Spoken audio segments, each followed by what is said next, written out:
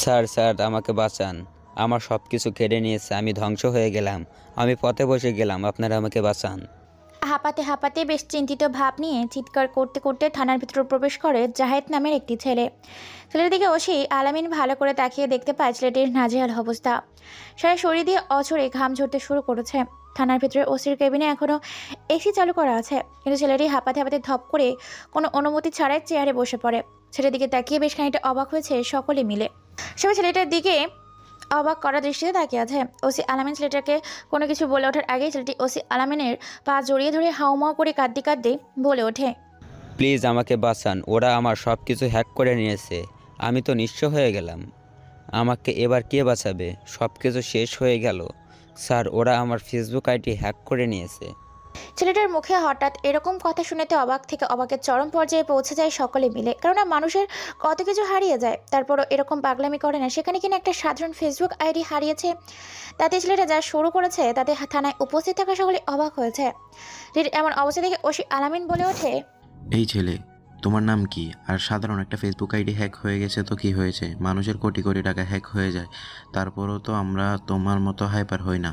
OC আলামিনের কথা শুনে ছেলেটার কান্না আরো বেড়ে যায়। ছেলেটা কান্না করতে করতে বলে ওঠে, স্যার, ওইটা একটা সাধারণ ফেসবুক আইডি নয়। ওখানে হাজারো মেয়ের প্রাণ আছে।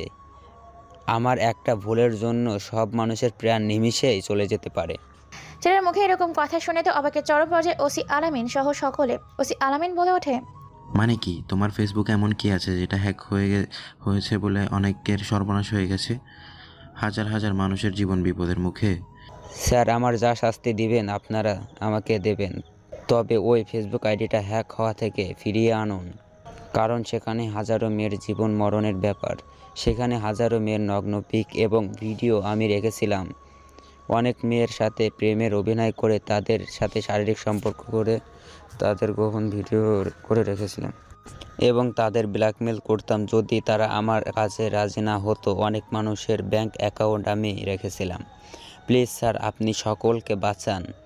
আমাকে পরে শাস্তি দিয়েন, আগে ওই ফেসবুক আইডিটা বাঁচান, না হলে শহরের একের পর এক লাশ পাওয়া যাবে।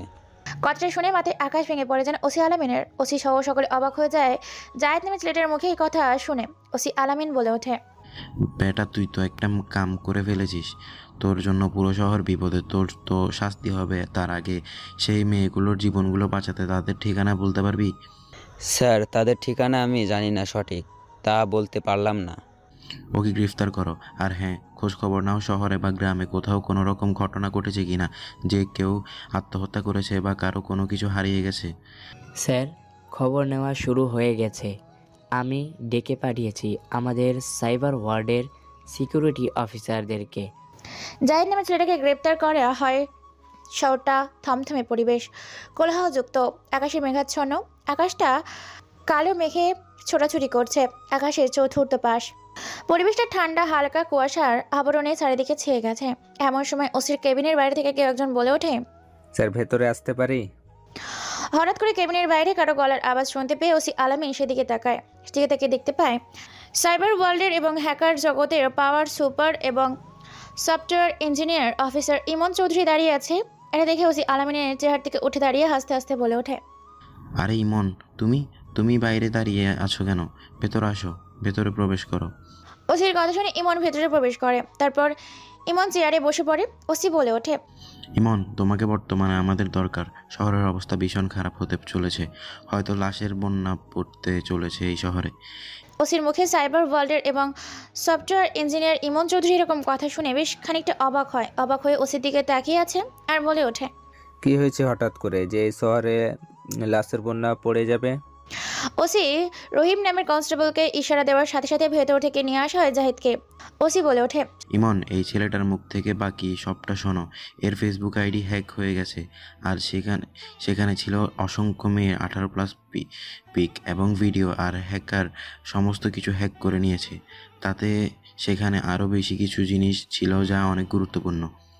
এত গুরুত্বপূর্ণ জিনিস কি কেউ মোবাইল ফোনে রাখে বা ফেসবুকে? স্যার, আমার ভুল হয়ে গেছে। প্লিজ আমাকে শাস্তি দেওয়ার আগে ওই সমস্ত মেয়েগুলোর জীবন আপনি বাঁচান। ওগুলো সবার সামনে পড়লে অনেক বড় ক্ষতি হয়ে যাবে। কোন আইডি থেকে হ্যাক হয়েছে? মোবাইল ফোনটা আমাদের দাও। এবং কতক্ষণ আগে হ্যাক হয়েছে? স্যার, প্রতিদিনের মতো রাতে আমি মেয়েগুলোর সাথে ইমোতে কথা বলতাম। তাদের সাথে ইমোতে ভিডিও কলে তাদের উলঙ্গ ভিডিও দেখুন। তারাও আমাকে দেখাতো। আমি সেগুলো আমার কাছ থেকে রেখে দিতাম। অনেক মেয়েকে আমি আমার জালে ফাঁসিয়ে তাদের সকল সম্পদ নিয়েছি। তাদের কাছ থেকে টাকা নিতাম। যারা আমার কথা না শুনতো তাদেরকে আমি ব্ল্যাকমেল করতাম প্রতিদিনের মতো মদ খেয়ে। ইমোতে তাদের সাথে চ্যাট করি। সব কিছু করার পর ঘুমিয়ে যাই। পরের দিন সকালে ঘুম থেকে উঠে চা খেয়ে মোবাইল নিয়ে বসি। ফেসবুকে ঢুকে দেখি আমার ফোনসহ ফেসবুক আইডি হ্যাক হয়ে গেছে। সেখানে আমি সমস্ত ভিডিওগুলো প্রাইভেট করে সেভ করে রেখেছিলাম। প্লিজ স্যার, আমাকে বাঁচান। ছেলেটার মুখে এরকম কথা শুনে অবাকের চরম পর্যায়ে পৌঁছে যায় অফিসার ইমন। ইমন বলে ওঠে, স্যার, কোনো টেনশন করবেন না, আমরা বিষয়টা দেখছি। আমরা অবশ্যই হ্যাক থেকে সমস্ত কিছু ফিরিয়ে এনে সেই সমস্ত ভিডিও রিকভার করে মেয়েদেরকে বাঁচাবো। তার আগে রাহিম, তুমি এই শালাকে জেলখানার ভেতরে ন্যাংটা করে বেঁধে রাখবে যতক্ষণ না পর্যন্ত কেসটা সলভ হচ্ছে। অফিসার ইমনের কথা শুনে রহিম ছেলেটাকে নিয়ে যায়। তারপর থানার ভেতরে ইমনের বলা কথা মতো কাজ করতে থাকে। এদিকে ইমন পকেট থেকে ফোনটা বের করে বলে ওঠে, হ্যালো সুমন, বকুল, শ্রাবণ, তোরা দ্রুত অফিসে চলে আয়। একটা ফেসবুক আইডি হ্যাক হয়েছে, সেটাকে রিকভার করতে হবে।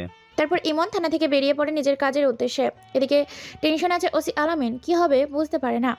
শহরটা থমথমে পরিবেশে, মেঘাচ্ছন্ন শীতের দিনে খারাপ হাওয়ায় এমনিতেই ঠান্ডা থাকে। তারপর আকাশের কালো মেঘের আবরণে ঢেকে গেছে পুরো আকাশ। আকাশে কালো মেঘের ছোটাছুটি, সাথে এই প্রচণ্ড শীতে হালকা কুয়াশা যেন বিশ্বজুড়ে কাঁপুনি তুলে দিয়েছে। ছাত্রছাত্রীগুলো ছোটাছুটি করছে ভার্সিটি কিংবা স্কুল, কলেজ, এমনকি মাদ্রাসাতে। মানুষজন ছোটাছুটি করছে নিজ নিজ গন্তব্যস্থলে। কেউ ছুটছে নিজের স্বার্থের জন্য, আবার কেউ ছুটছে অর্থের জন্য। এই স্বার্থপর পৃথিবীতে কেউ কারো নয়। ছুটে চলেছে সবাই নিজ নিজের কর্মস্থলে। এমন সময় ভার্সিটিতে প্রবেশ করেছে নাবিল।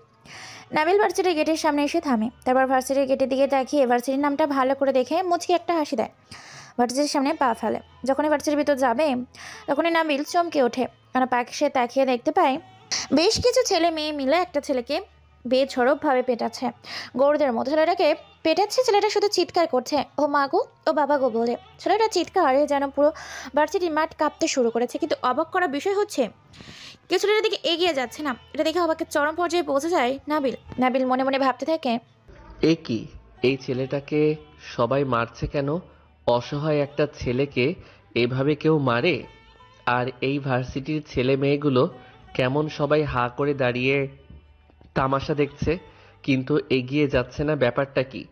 নিজের মনে নিজের মতো করে কথাগুলো ভেবে চলেছে নাবিল। নাবিলকে দেখতে পুরো আধুনিক যুগের স্মার্ট একটা গাইয়া খ্যাত ছেলে লাগছে। কেননা সে আধুনিক যুগেও কেউ যে এমন পোশাক আশাক বা গেট আপ, এমন স্টাইলিশ হয়ে ভার্সিটিতে আসে তা নাবিলকে না দেখলে বুঝতে পারতো না কেউ।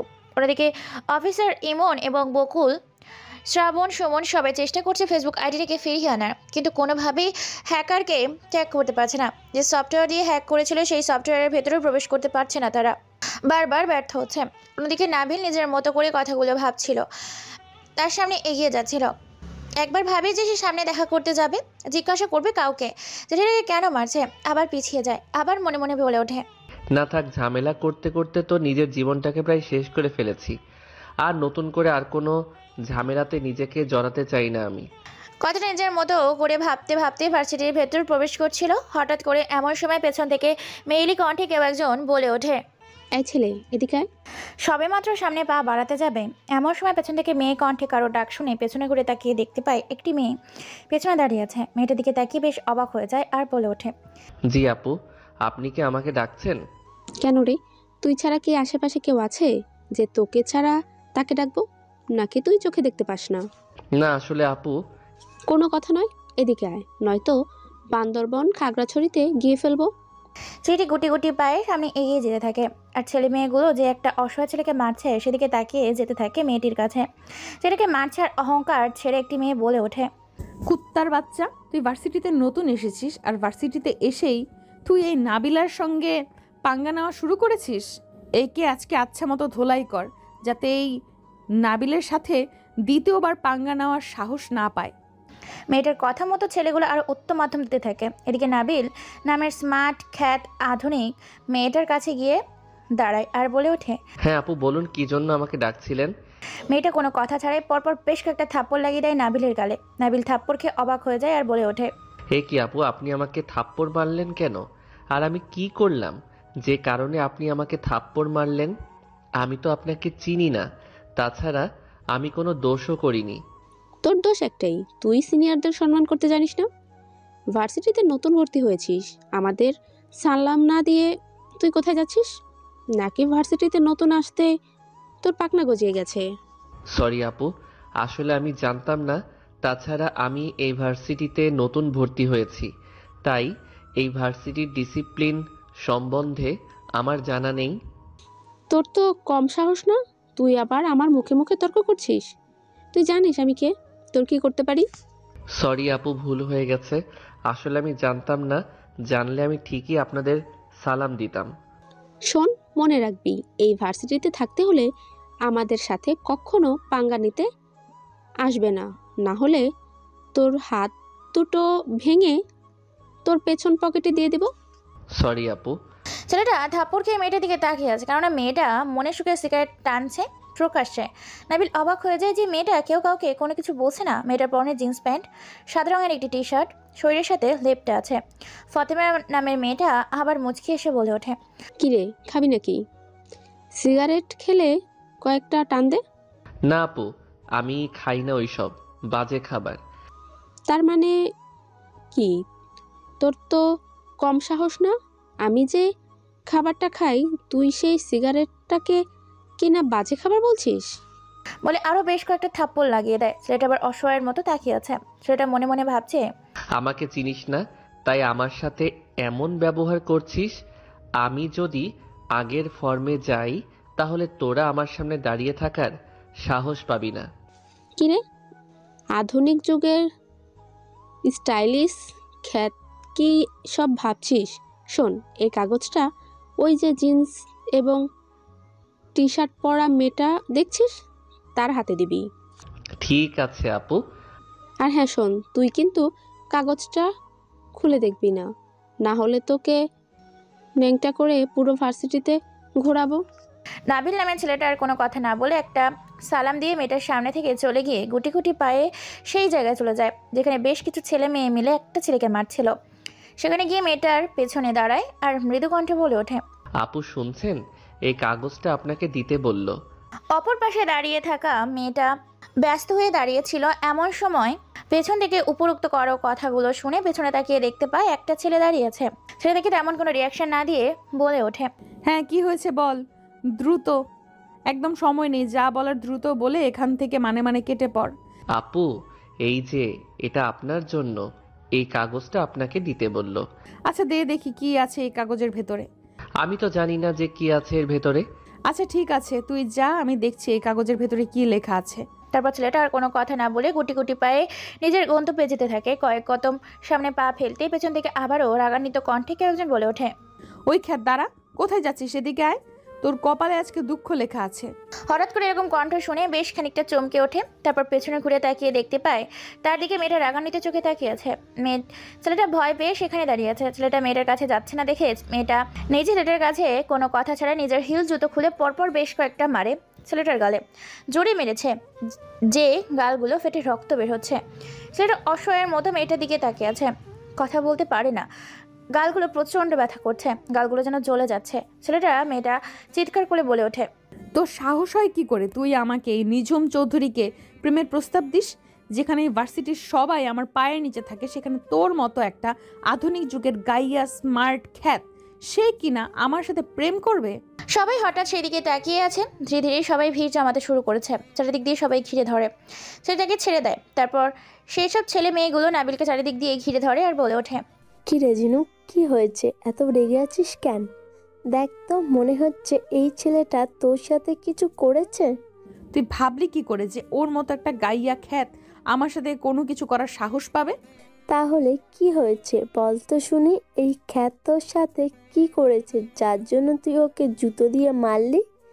ওর সাহস হয় কি করে ও আমাকে প্রেমের প্রস্তাব দেয়, যেখানে কোটিপতি বিজনেসম্যান এবং শহরের সবচেয়ে বড় কোটিপতির ছেলেগুলো আমার পেছনে সিরিয়াল দিয়ে থাকে, সেখানে ওর মতো গ্রাম থেকে উঠে আসা একটা খ্যাত আমাকে ভালোবাসার প্রস্তাব দেয়। কি বলিস? ওর মতো একটা খ্যাত গায়ে কালো ছেলের সাহস হয় কি করে? একে তো উচিত শিক্ষা দিতেই হবে। গালগুলো প্রচণ্ড ব্যথা করছে, যেন গালগুলো ফেটে গেছে, রক্ত জমে আছে। তবুও কষ্ট করে সেটা আশেপাশের দিকে একবার তাকিয়ে দেখতে পায় প্রচুর ছেলে মেয়ে চারদিক দিয়ে ঘিরে রেখেছে, যেন একটু কোনো জোকার এসেছে। ছেলেগুলো খুব কষ্টে বলে ওঠে, প্লিজ আপু, আপনারা আমাকে ছেড়ে দিন। আমার ভুল হয়ে গেছে। আমি এমনটা করতে চাইনি। আমি তো এই ভার্সিটিতে নতুন, তাই জানি না। জানিস না মানে কি? আর তোর সাহস হয় কি করে? তুই এই ভার্সিটিতে প্রথম আসতে না আসতেই ভার্সিটির সবচেয়ে সুন্দরী এই নিঝুমকে ভালোবাসার প্রস্তাব দিস? আসলে আপু, আমি তো আপনাকে এই চিঠিটা দেইনি, দিয়েছে ওইখানে দাঁড়িয়ে থাকা একটা আপু। ছেলেটা এবার হাত দিয়ে সেদিকে দেখিয়ে দেয়। সেখানে ফাতেমা এখনও গাড়িতে বসে সিগারেট টানছে। এমন সময় নিঝুম নামের মেয়েটা হাতের ইশারা দেওয়ার সাথে সাথে লাইলি নামের মেয়েটা ফাতেমাকে ডাকতে যায়। তারপর ফাতেমা এসে বলে ওঠে, কিরে নিঝুম, কি হয়েছে তোর? জ্বালায় কি শান্তিতে সিগারেটটাও খেতে পারবো না? চুপ শালি ডাইনি, আগে এটা বল, তুই নাকি এই ছেলেটাকে বলেছিস এই চিঠিটা দেওয়ার জন্য? চিঠি? তাও আবার আমি? কাকে, কখন, কোথায়, কোন সময়, কোন দিন? আমি তো কিছু জানি না। আপু, আপনি মিথ্যে কেন বলছেন? আপনি তো তখন আমাকে চিঠিটা দিলেন। প্লিজ আপু, মিথ্যা বলবেন না। ওমা, এই গাইয়া কালো ভূত জোকারটা ভার্সিটিতে কি করতে গেলে? ভিক্ষা করতে নাকি সাহায্য চাইতে? ফাতেমার মুখে এরকম কথা শুনে ভার্সিটির উপস্থিত থাকা ছেলে মেয়েগুলো হেসে ওঠে, সাথে লাইলি আর মোহনা বলে ওঠে, নিঝুম, আমার মনে হয় এই ব্যাটা খ্যাত মিথ্যে কথা বলছে, এখন ফেঁসে গেছে, তাই একে উচিত শিক্ষা দেই। দাঁড়া দাঁড়া, ওকে তো উচিত শিক্ষা দিব। তার আগে ফাতেমার মুখ থেকে পুরোটা শুনি। আরে তোর কি শুনবি? আমি ওই ছেলেটাকে চিনি না, ভার্সিটিতে কখন এসেছে আমি নিজেও জানি না। আমি আমার কাছে ব্যস্ত ব্যস্ত কী সব বলছিস আমার নাম? মিথ্যা কথা শুনি। আপু, আপনি তো তখন ভার্সিটিতে ঢোকার সময় ডাক দিয়ে এই চিঠিটা আমাকে দিলেন, যাতে আমি এই আপুটাকে দেই। আর এখন আপনি না শেখায় যাচ্ছেন। বেটা, এতক্ষণ ধরে তোকে অনেক পেঁচাল শুনেছি, তোর সাহস হয় কি করে আমার নামে মিথ্যা বলার? দাঁড়া, তোকে আজকে উচিত শিক্ষা দেব। ছেলেটাকে মারতে শুরু করে ফাতেমাও মারতে থাকে। তারপর সবাই মিলে উত্তম মাধ্যম দিতে থাকে। মারতে মারতে ছেলেটাকে মাটিতে ফেলে দিয়েছে। নিঝুম বলে ওঠে, ওকে ভালো করে বুঝিয়ে দে, পরের বার যেন আমার সাথে লাগতে না আসে। ওর সাহস কি করে হয় ওর মতো 2 টাকার একটা ফকির কিনা আমাকে প্রেমের প্রস্তাব দেয়, যেখানে ওর আমার বাড়ির চাকর হওয়ার যোগ্যতা নেই। এই ভুলটা যাতে কেউ না করে, তাই ওকে ভালো করে বুঝিয়ে দে। কথাটা বলে নিঝুম একটা বাইকের ওপর বসে পায়ের ওপর পা রেখে সিগারেট খেতে থাকে। নিঝুমের পরনে আছে জিন্স প্যান্ট, একটা সাদা রঙের টি শার্ট, চুলগুলো বেনি করে কোমর পর্যন্ত ঝুলিয়ে রেখেছে। দেখতে বিশ্ব সুন্দরী, কিন্তু বদমাইশের 1 নম্বর হাড্ডি। ভার্সিটির কেউ তার উপর কথা বলতে পারে না। যদি কেউ কথা বলে তাকে হয় হাসপাতালে পাওয়া যায়, আর না হলে শহরে আর খুঁজে পাওয়া যায় না। তাই ভয়ে ভার্সিটির প্রিন্সিপাল থেকে শিক্ষক পর্যন্ত কেউ নিঝুমের সাথে তর্ক বিতর্ক, এমনকি তার সঙ্গে পাঙ্গা নিতে আসে না। সবাই নিঝুমকে ভয় পায়। এক পর্যায়ে ছেলেটাকে মারতে মারতে আধমরা করে ফেলে। গাল, মুখ, কান দিয়ে রক্ত বের হচ্ছে। এটা দেখে নিঝুম বলে ওঠে, এই তোরা ওকে ছেড়ে দে, আর বেশিক্ষণ মারলে শালা জানোয়ারটা এমনিতেই মরে যাবে, তখন আবার পুলিশের ঝামেলা, তাই ওকে ছেড়ে দে। আমার মনে হয় না যে ও আর জীবনে আমার সাথে পাঙ্গা নিতে আসবে। তারপর হাসতে হাসতে তারা সবাই চলে যায় ক্লাসরুমের দিকে। ছেলেটা এখনো মাটিতে পড়ে আছে, উঠে দাঁড়ানোর শক্তিটুকু পাচ্ছে না। খুব বেধড়কভাবে মেরেছে। সেটা বিভিন্ন জায়গায় ব্যথার কারণে ছেলেটা নড়াচড়া করতে পারছে না, মাটিতে পড়ে আছে। ছেলেকে বেশ অবাক হয় যে কেউ তাকে তুলতেও আসছে না। এটা দেখে ছেলেটা বেশ খানিকটা অবাক হয়, কোনো কিছু না বুঝে নিজে কষ্ট করে উঠে দাঁড়ায়। তারপর ধুলোবালুগুলো কাপড় থেকে ঝেড়ে এদিক ওদিক তাকিয়ে সামনে এগিয়ে যেতে থাকে। তারপর ভার্সিটির একটা ওয়াশরুমে গিয়ে ফ্রেশ হয়ে নিজের ক্লাসরুমটা খুঁজে থাকে। এমন সময় ক্লাসরুমে বসে নিঝুম, ফাতেমা, মোহনা, লাইলি আরও বেশ কিছু ছেলেপিলে মিলে আড্ডা দিচ্ছে। ফাতেমা বলে ওঠে, কিরে, আজকে 2টা মুরগিকে কিভাবে র্যাগিং করলাম দেখলি তো? হ্যাভি মজা পেয়েছি কিন্তু। শুধু মজা না, ওদেরকে মেরে যেন শরীরের হাড়গুলো আজকে অনেকটা শক্ত হয়েছে ভয়ে, আর কেউ আমাদের সাথে পাঙ্গা নিতে আসবে না। এমন সময় ক্লাসরুমের ভেতরে প্রবেশ করছিল নাবিল। নাবিল তাদের কথোপকথন শুনে মুচকি একটা হাসি দেয়, তারপর গুটি গুটি পায়ে পেছনে একটা বেঞ্চে গিয়ে বসে পড়ে। এমন সময় ক্লাসরুমে স্যার প্রবেশ করে। তারপর স্যার বোর্ডে বেশ কিছু বিজ্ঞান বিভাগের মানবদেহের থিওরি সম্পর্কে সূত্র লিখে যেগুলো সবাইকে তুলতে বলে, কিন্তু ক্লাসরুমে বসে নিঝুম আর তার দলবল গল্প করতে থাকে। এটা দেখে স্যার বলে ওঠে, নিঝুম, এটা কি হচ্ছে? এটা ক্লাস, কোনো আড্ডাখানা না। তুমি এখানে যদি লেখাপড়া করো তো আমার ক্লাসে থাকবে, নয়তো আমার ক্লাস থেকে বের হয়ে যাও। স্যারের মুখে এরকম কথা শুনে নিঝুম সহ সকলের হাসি থেমে যায়।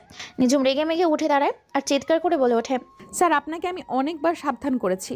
আপনি যদি এর একটা কথা বলেন তাহলে আমার থেকে কিন্তু আর কেউ খারাপ হবে না। আমার যা ইচ্ছা আমি তাই করব। এখানে বসে আমি সিগারেট খাবো, আপনার যা ইচ্ছে আপনি তাই করেন। আপনি যদি আর একদিন আমাকে আমার কাজ সম্পর্কে বোঝাতে এসেছেন তাহলে আপনাকে এই ভার্সিটিতে নাকে দড়ি দিয়ে ঘোরাবো, সাথে বান্দরবন খাগড়াছড়িতে ট্রান্সফার করে সেখানকার জঙ্গলের বন্য প্রাণীদের পড়ানোর জন্য মাসিক বেতন দিব। নিঝুম, তুমি কিন্তু খুব বাড়াবাড়ি করছো। এর পরিণাম কিন্তু খুব খারাপ হবে, যা তোমার জন্য একটা বিপদ হয়ে দাঁড়াবে। চুপ কুত্তার বাচ্চা, আমার বিপদ আমি নিজে দেখে নিব। তুই তোর চরকায় তেল দে। ক্লাসরুমের সবাই চুপচাপ হয়ে যায়। স্যার আর কোনো কথা বলে না, ক্লাসরুম থেকে বেরিয়ে যায়। অবাক হয় নাবিল, সেদিকে তাকিয়ে আছে, কেননা এই নিঝুমের সাথে কেউ তর্ক বিতর্কে জড়ায় না। বেশ অবাক হয় আর ভাবতে থাকে, এই নিঝুমকে এভাবে ভার্সিটিতে প্রায় শেষের সময় নাবিল আর ক্লাস করবে না, বাইরে বসে আছে। এমন সময় তার পাশে একটা ছেলে এসে বসে। ছেলেটা বলে ওঠে, হাই, তোমার নাম কি? আমি নাবিল। আর আমার নাম মুন মোহাম্মদ মামুন। তুমি ভার্সিটিতে নতুন, তাই না? অনার্স প্রথম বর্ষের ছাত্র? হ্যাঁ, আমি অনার্স প্রথম বর্ষের ছাত্র, ভার্সিটিতে নতুন ভর্তি হয়েছি। আমিও তো এখানে নতুন ভর্তি হয়েছি, কিন্তু আমার আসার অনেক দিন হয়ে গেছে। আমরা বন্ধু হতে পারি? আমার সাথে বন্ধুত্ব করতে চাচ্ছেন, যেখানে সবাই আমাকে দেখলে হাসাহাসি করে? তাতে কি, মানুষ তো মানুষের জন্যে। সাবধানে থাকবে ওই নিঝুম নামের মেয়েটার কাছ থেকে। ও খুব ডেঞ্জারাস আর পাওয়ারফুল একটা মেয়ে। ওর কথার এদিক থেকে ওদিক হলে জীবনটা হারাতে হবে। কেন? ওই নিঝুম মেয়েটা কে যে তাকে সবাই ভয় পাচ্ছে? স্যারকে দেখলাম, স্যারগুলো নিঝুমের সাথে কোনো তর্ক বিতর্কে জড়ায় না। ও হয়েছে শহরের টপ বিজনেসম্যান আলী সাহেবের মেয়ে। আর শহরের অনেক বড় একটা মাস্তান, অনেক বড় গ্যাং চালায়। প্রকাশ্যে অনেক মানুষকে মারে। পুলিশও ভয়ে কিছু করতে পারে না, কেননা অনেক বড় একটা গ্যাং চালায় এই নিঝুম। আচ্ছা ভাই, ঠিক আছে এতগুলো তথ্য দেওয়ার জন্য। তাহলে আমি আজকে আসি। একে অপরের দুজনের ফোন নাম্বার নিয়ে বেরিয়ে পড়ে। দেখতে দেখতে সন্ধ্যা হতে শুরু করেছে। ল্যাপটপের স্ক্রিনে একের পর এক কাজ করে চলেছে বেশ কয়েকটা ছেলে। ছেলেগুলোর মধ্যে থেকে একজন বলে ওঠে, কি হলো রব্বু বকুল শ্রাবণ? দ্রুত লোকেশন ট্যাগ করো, হ্যাক করার চেষ্টা করো। যে কোন এই হ্যাকার যে সে তার লোকেশন সেকেন্ডে সেকেন্ডে চেঞ্জ করছে। অফিসার ইমন চৌধুরী কথা মতো তার সরকারি অফিসারগুলো কম্পিউটারের কিবোর্ডে পাগলের মতো ঝড় তুলেছে ফেসবুক আইডিটাকে ফিরিয়ে আনার জন্য। ক্রম ব্রাউজারে একটা ওয়েবসাইটে ঢুকে 3 ডিজিটের একটা কোড ইউজ করে একটা অ্যাপ ওপেন করে, তারপর আরও বেশ কিছু কোড ব্যবহার করে হ্যাকার ডিভাইসে প্রবেশ করতে যাবে। এমন সময় টেবিলের ওপরে বাড়ি মেরে রাব্বু বলে ওঠে। এমন সময় হাঁপাতে হাঁপাতে সবাই সিকিউরিটি রুমে প্রবেশ করে। কনস্টেবল রহিম মিয়াকে হাঁপাতে দেখে বলে ওঠে, সরি স্যার, এই হ্যাকার সাধারণ কোনো হ্যাকার নয়। হ্যাকিং সম্বন্ধে তার অনেক অভিজ্ঞতা, আর সে 3টা সাইট নিয়েই হ্যাক করছে। তার মধ্যে ক্রিটিক্যাল সাইট, হ্যাকিং পাসওয়ার্ড দিয়ে, হার্ড ডিভাইস দিয়ে। স্যার, এই হ্যাকারকে আমাদের আরও দক্ষতার সাথে হ্যাক করতে হবে, কেননা এই হ্যাকারটা হচ্ছে একজন ইথিক্যাল হ্যাকার, যা অনেক ভয়ঙ্কর। কারণ এই হ্যাকারটা মুহূর্তের মধ্যে সেকেন্ডে সেকেন্ডে তার লোকেশন চেঞ্জ করে। তাহলে কি করে আমরা এই হ্যাকারকে ধরবো, যে কিনা অনেকজনের মৃত্যুর কারণ হয়ে দাঁড়িয়েছে? আমরা চেষ্টা করছি, যদি ধরতে পারি তাহলে ভালো, নাহলে আমাদের আরও বেশ কিছু হার্ড ব্যবহার করতে হবে, যেমন অপারেটিং সিস্টেম প্রোগ্রামিং স্কিল ব্যবহার করে এই হ্যাকারকে ধরতে হবে। এখনো পর্যন্ত কোনো খবর পাইনি, তবে আমার মনে হয় বিপদ খুব কাছে দাঁড়িয়ে আছে। যত তাড়াতাড়ি সম্ভব হয় এই হ্যাকারকে ধরার চেষ্টা করো, অথবা সেই সমস্ত ভিডিওগুলো ফিরিয়ে আনার। এমন সময় হাঁপাতে হাঁপাতে সাইবার সিকিউরিটি রুমে প্রবেশ করে কনস্টেবল রহিম মিয়াকে হাঁপাতে দেখে বলে ওঠে ওসি, এ কি রহিম, তুমি এইভাবে হাঁপাচ্ছ কেন? কি হয়েছে তোমার? স্যার, অনেক বড় সর্বনাশ হয়ে গেছে। বাইরে 3 জন লোক এসেছে যাদের ল্যাপটপ, কম্পিউটার আর মোবাইল ফোন হ্যাক হয়েছে। কথাটা শুনে আরও চমকে যায় সবাই মিলে। সবাই সিকিউরিটি রুম থেকে বেরিয়ে পরে ওসির কেবিনে যায়। সেখানে গিয়ে 3টা লোক বসে আছে। ওসি বলে ওঠে, কি হয়েছে আপনাদের? স্যার আমাদের বাঁচান স্যার। আমাদের ল্যাপটপ, কম্পিউটার, মোবাইল হ্যাক হয়ে গেছে, যেখানে অনেক কিছু রাখা ছিল। আমাদের যা শাস্তি দেওয়ার আমাদের দিন, কিন্তু সেগুলোকে ফিরিয়ে আনুন, না হলে শহরে লাশের সংখ্যা এত বেড়ে যাবে যে লাশকে দাফন দেওয়ার মতো জায়গা থাকবে না। কেন, তোমাদের মোবাইল ফোন, কম্পিউটার, ল্যাপটপ এমন কি রেখেছিলে যার জন্য শহরের লাশের সংখ্যা বেড়ে যাবে? স্যার ওখানে অনেক কিছু রেখেছিলাম আমরা। সেখানে ছিল পোর্নোগ্রাফি, একটা ওয়েবসাইট লিঙ্ক, সাথে রাখা ছিল বিভিন্ন মেয়ের অশ্লীল ভিডিও এবং পিক, যেগুলো দিয়ে আমরা তাদেরকে ব্ল্যাকমেল করে টাকা ইনকাম করতাম। এখন কখন হ্যাক হয়েছে? স্যার মাত্র 15 মিনিট আগে। তোমাদের ল্যাপটপ, কম্পিউটার এবং ফোনগুলি আমাদের দাও। আর রাহিম, তুমি জায়েদের মতো ন্যাংটা করে ভেতরে আটকে রাখো যতক্ষণ না কেসটা সলভ হচ্ছে এদেরকে। তারপর কম্পিউটারগুলোর দিকে একে অপরে কাজ করতে থাকে। কম্পিউটার স্ক্রিনে ঝড় তুলেছে, কিন্তু কোনোভাবেই হ্যাক করতে পারছে না। ইউজার আইডিগুলোতে হ্যাক করার ঠিক 3 সেকেন্ড পরেই সম্পূর্ণভাবে পাসওয়ার্ড চেঞ্জ করে দিয়েছে, যার কারণে ওয়েবসাইটে প্রবেশ করতে পারছে না। এমন সময় রাব্বু বলে ওঠে, বকুল তুই 9P3 কোড ব্যবহার কর দ্রুত। আমি হ্যাকারের কম্পিউটারে প্রবেশ করছি। আমি কোড ব্যবহার করেছি। এমন সময় ব্যর্থ হয়ে কম্পিউটার স্ক্রিনে বাড়ি দিয়ে উঠে দাঁড়ায় আর বলে ওঠে, স্যার এই হ্যাকারকে ট্যাগ করা এত সহজ না, কেননা এই সেকেন্ড ডিভাইস চেঞ্জ করে সাথে লোকেশন যান, কোনোভাবেই তাকে হ্যাক করা সম্ভব নয়। কেননা একজন হ্যাকারকে হ্যাক করতে ন্যূনতম 5 সেকেন্ড লাগে, সেখানে প্রতি 3 সেকেন্ড তার লোকেশন এবং তার হার্ড টুলস এবং ইউথিক্যাল কিছু অ্যাপ চেঞ্জ হয়, সাথে ফরওয়ার্ড হচ্ছে তার বিভিন্ন পাসওয়ার্ড, যা তার লোকেশন এমনকি কম্পিউটারের স্ক্রিনে প্রবেশ করতে বাধা সৃষ্টি করছে। ব্যর্থ হয়ে মাথায় হাত দিয়ে বসে আছে, বুঝতে পারছে না কি করবে। কোনোভাবেই হ্যাক করতে পারছে না হ্যাকারের লোকেশন। রুমের ভেতর বসে বেশ কয়েকজন ছেলেমেলে কাজ করছে। পেছন থেকে কেউ একজন বলে ওঠে, কি রে প্রেম, হ্যাক করতে পেরেছিস? সব কিছু ঠিক আছে তো? হ্যাঁ ভাই, সব কিছু ঠিক আছে, কিন্তু এর থেকে বড় বিষয় হচ্ছে কেউ আমাদের লোকেশন ট্যাগ করার চেষ্টা করেছে। এই হ্যাকার জগতে এমন কোনো বাপের বেটা নেই যে আমার লোকেশন ট্যাগ করবে, যতক্ষণ না আমি ধরা দিচ্ছি তাকে। ভাই, সমস্ত ডাটা ফাইল আমাদের কম্পিউটারে নিয়ে নিয়েছি। এখন কি সেই সমস্ত মানুষগুলো কম্পিউটার, ল্যাপটপের ডাটা ফিরিয়ে দেব? হ্যাঁ, তাদের ডাটা ফিরিয়ে দে, কেননা আমাদের যা প্রয়োজন আমরা তা নিয়ে নিয়েছি। কথাটা বলার সাথে সাথে প্রেম নামক ছেলেটা হ্যাকিং হয়ে যাবা সেই সব ডাটা ফিরিয়ে দেয়। উপস্থিত থাকা ওসি, আল আমিন, ইমন, বকুল, রাব্বু, শ্রাবণ সবাই অবাক হয়ে সেদিকে তাকায়। কম্পিউটারের স্ক্রিনে 5 সেকেন্ডের জন্য একটা লেখা ভেসে ওঠে। দ্রুত সেবন লেখাটাকে স্ক্রিনশট নিয়ে নেয়, আবার কম্পিউটার বন্ধ হয়ে যায়। দ্রুত কম্পিউটারের স্ক্রিনে বসে কম্পিউটার অন করতেই দেখতে পায় সব কিছু ফিরে এসেছে। সবাই খুশি হয়, কিন্তু মুহূর্তের মধ্যে অবাক হয়ে যায়, কারণ কম্পিউটারে কোনো কিছুই নেই। সমস্ত কিছু ডাটা কপি করে নিয়েছে এবং ডাটা ফাইল ফেরত দিয়েছে শূন্য হাতে। অপর পাশে রাব্বু বলে ওঠে, স্যার কম্পিউটার স্ক্রিনের হ্যাকার 5 সেকেন্ডের জন্য একটা ভিডিও স্ক্রিন করেছে। ভিডিওতে লেখা আছে, হ্যাকারকে হ্যাকিং করতে এসো না, হ্যাকারের লোকেশন ট্যাগ করতে আসলে নিজেরাই বোম ব্লাস্ট ফুটে যাবে। কম্পিউটার স্ক্রিনে এই লেখাটা দেখে বেশ খানিকটা অবাক হয়ে যায়, সাথে চিন্তায় পড়ে যায় সকলে। কোনোভাবেই হ্যাকারকে ট্যাগ করতে পারছে না। এদিকে সন্ধ্যা পেরিয়ে রাত হয়েছে। রাত 10:30 কিংবা 11টা বাজবে। চারিদিকে বৃষ্টি পড়ছে। সেলার বৃষ্টিতে চারদিকে থই থই করছে। এই প্রচণ্ড ঠান্ডা এবং কুয়াশা পড়েছে বরফের মতো শীতের বৃষ্টির ফোঁটা। ল্যাপটপ স্ক্রিনে আলোয় হালকা আলোকিত হয়েছে। পরিবেশটা চারদিকটা অন্ধকার। হালকা বৃষ্টি পড়ার কারণে রাস্তাঘাট, যানবাহন সব যেন বন্ধ হয়ে গেছে। ল্যাম্পপোস্টের পিলারে উল্টো হয়ে রাশি দিয়ে ঝুলিয়ে রাখা হয়েছে একটা মানুষকে। মানুষটার মুখ থেকে তাজা লাল রক্ত গড়িয়ে পড়ছে বৃষ্টির পানির সাথে। তার সাথে পাশে কয়েকজন অস্ত্র হাতে মানুষটা দাঁড়িয়ে আছে। এক সময় গাড়ির ভেতর থেকে বের হয় এক অজানা আগন্তুক। পুরো শরীর কালো কাপড়ে রেনকোট দিয়ে আবরণ করা। বৃষ্টির পানি এবং কুয়াশা যেন তার শরীর ছুঁতে না পারে। গাড়ি থেকে বের হয়ে চেয়ারের পার উপর পা রেখে বসে পড়ে একজন। ছাতা ধরে দাঁড়িয়ে আছে আগন্তুকটার মাথার ওপর। পকেট থেকে সিগারেট বের করে হালকা কয়েকটা টান দেয়। পাশ থেকে একজন বলে ওঠে, ভাই, এ হচ্ছে সেই ছেলেটা যে গত 3/0/2025 সালের মেয়ে হত্যার সাথে জড়িত আছে। 3তলা ভবনের উপর থেকে যে মেয়েটাকে রেপ করে ফেলে দিয়েছিল, সে হচ্ছে এই ছেলেটা। পুলিশকে টাকা দিয়ে কেসটা ধামাচাপা দিয়েছিল। প্রেম নামে ছেলেটার মুখে এই কথা শুনে চেয়ার থেকে উঠে দাঁড়ায়। তারপর সিগারেটের বাকি অংশটা পিস্তলা রাস্তার উপর ফেলে দিয়ে পা দিয়ে পিষে দেয় আর মুচকি এসে বলে ওঠে, পরকীয়ার শাস্তি খুবই ভয়াবহ, যা ভয়ঙ্কর থেকে ভয়ন্তরে পৌঁছে যায়। কথাটা বলে আগন্তুকটা একটা ধারালো লোহার তীর এবং ধনুক হাতে নেয় এবং পেট্রোলে ডুবিয়ে তীরের মাথায় আগুন জ্বালিয়ে দেয়। সামনে উল্টো করে ঝুলিয়ে রাখা ব্যক্তিটার দিকে তীরটা নিক্ষেপ করার উদ্দেশ্যে তাক করে রাখে।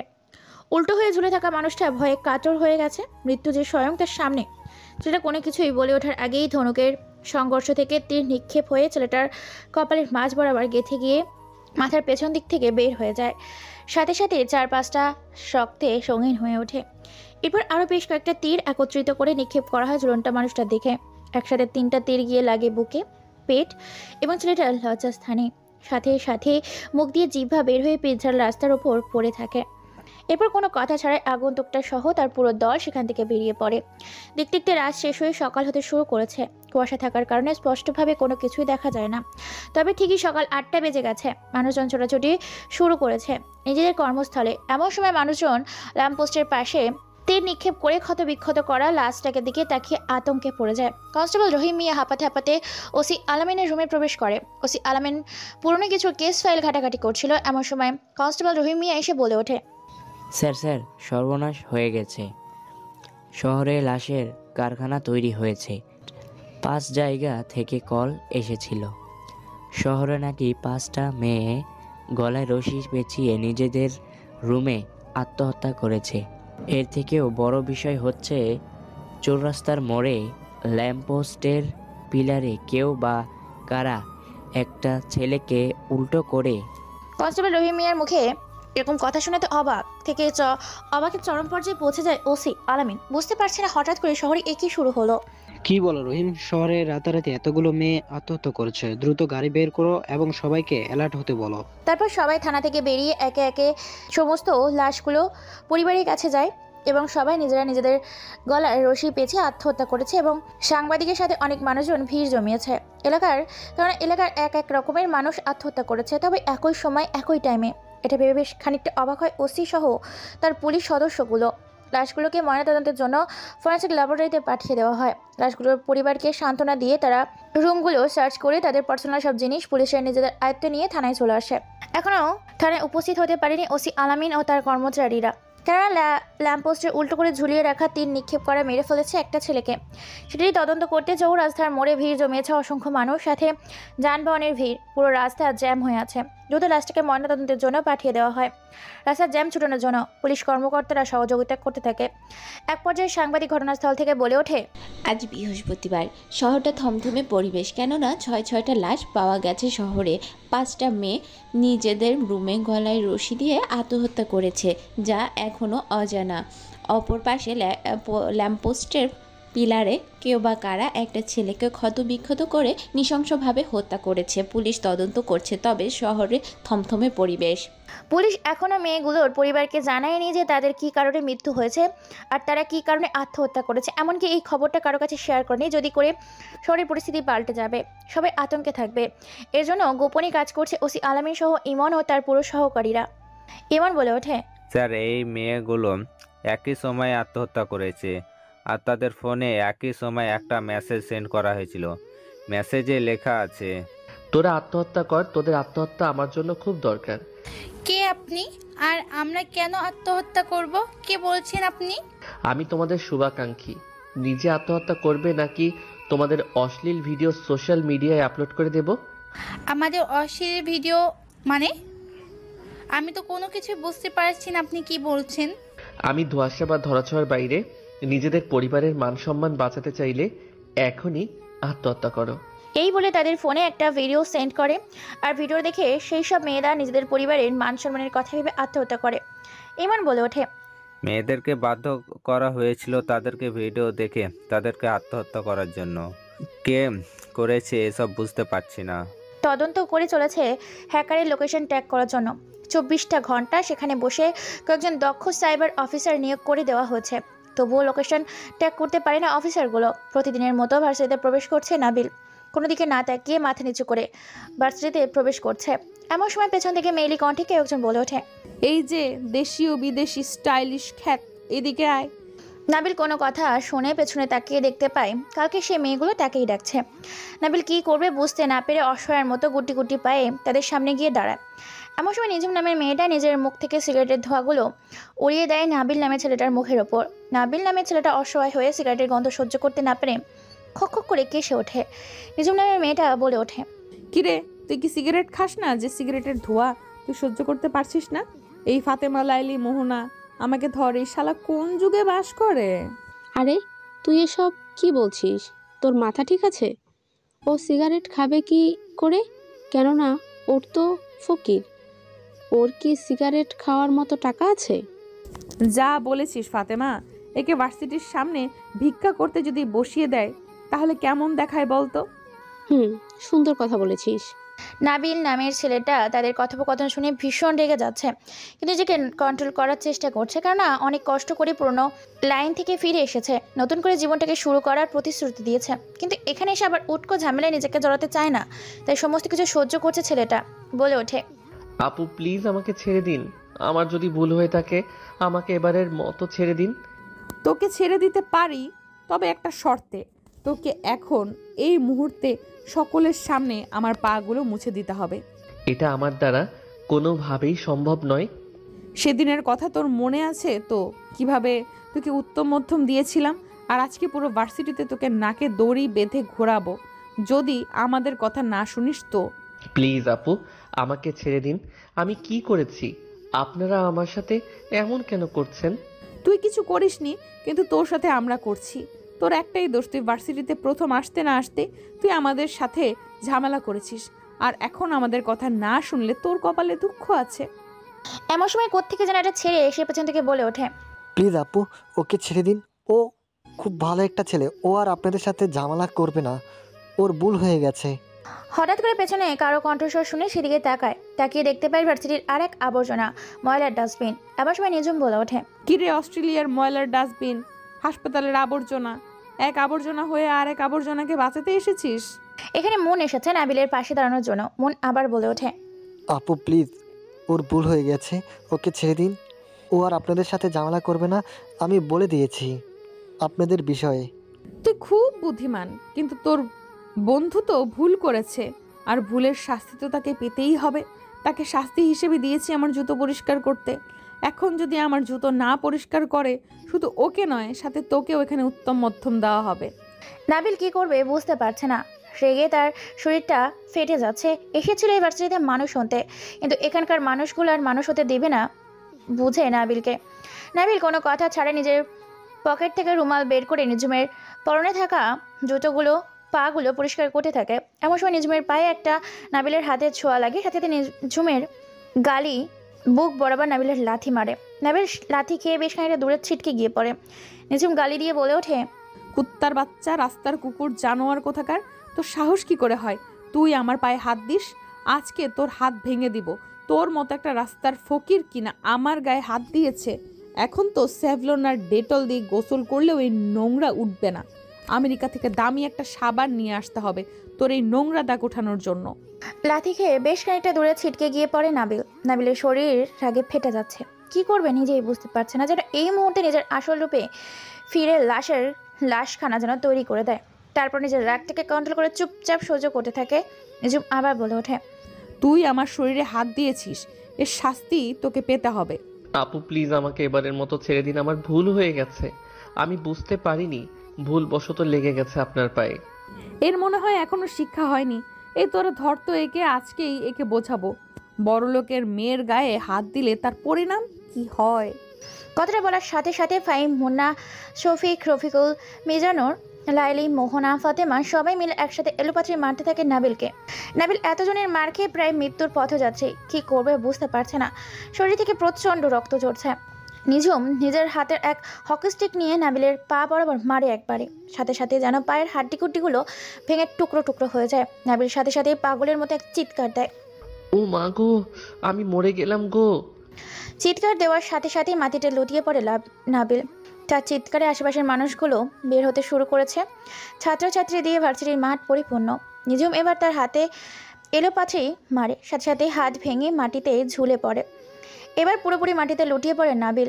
এখন হাত ধরে রেখেছে তার সঙ্গী সাথীরা। অন্যদিক থেকে মুন নামের ছেলেটা প্রিন্সিপালের রুমে যায় দৌড়ে আর সব বলে দেয়। এখন আবছা আবছা ঝাপসা চোখ নিয়ে সামনে তাকিয়ে দেখতে পায় নাবিল নিজুমের হাতে হকস্টিক, আর কেউ যেন তার দিকে দৌড়ে আসছে। নিজুম এবার নাবিলের মাথা বরাবর একটা বাড়ি, সাথে মাগো বলে চিৎকার দিয়ে জ্ঞান হারিয়ে ফেলে, আর সাথে সাথে মাটিতে পড়ে যায় নাবিল। অন্যদিক থেকে প্রিন্সিপাল দৌড়াতে দৌড়াতে এবং শিক্ষক সহ আরও বেশ কয়েকজন সহপাঠী দৌড়াতে দৌড়াতে ঘটনাস্থলে এসে পৌঁছায়। ততক্ষণে মাটিতে জ্ঞান হারিয়ে লুটিয়ে পড়েছে নাবিল। প্রিন্সিপাল ঘটনার জায়গায় চিৎকার করে বলে ওঠে, নিজুম, তুমি এসব কি শুরু করছো? ভার্সিটিটা কি তোমার জন্য বন্ধ করে দিতে হবে? তুমি এই ভার্সিটিতে সার্কাস শুরু করেছো নাকি? এখানে কোনো যাত্রা বলা হচ্ছে?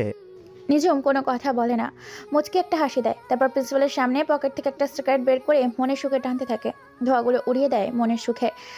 প্রিন্সিপাল নিজের চোখের সামনে এমন দৃশ্য দেখে নিজুমের গালে পরপর বেশ কয়েকটা থাপ্পড় মেরে বলে ওঠে, আমি তো ভাবতে পারছি না তোমার মতো একটা কুলাঙ্গার মেয়েকে জন্ম দিয়েছে কোটিপতি বিজনেসম্যান আলী সাহেব, যেখানে ওনার সম্মান আকাশ ছোঁয়া।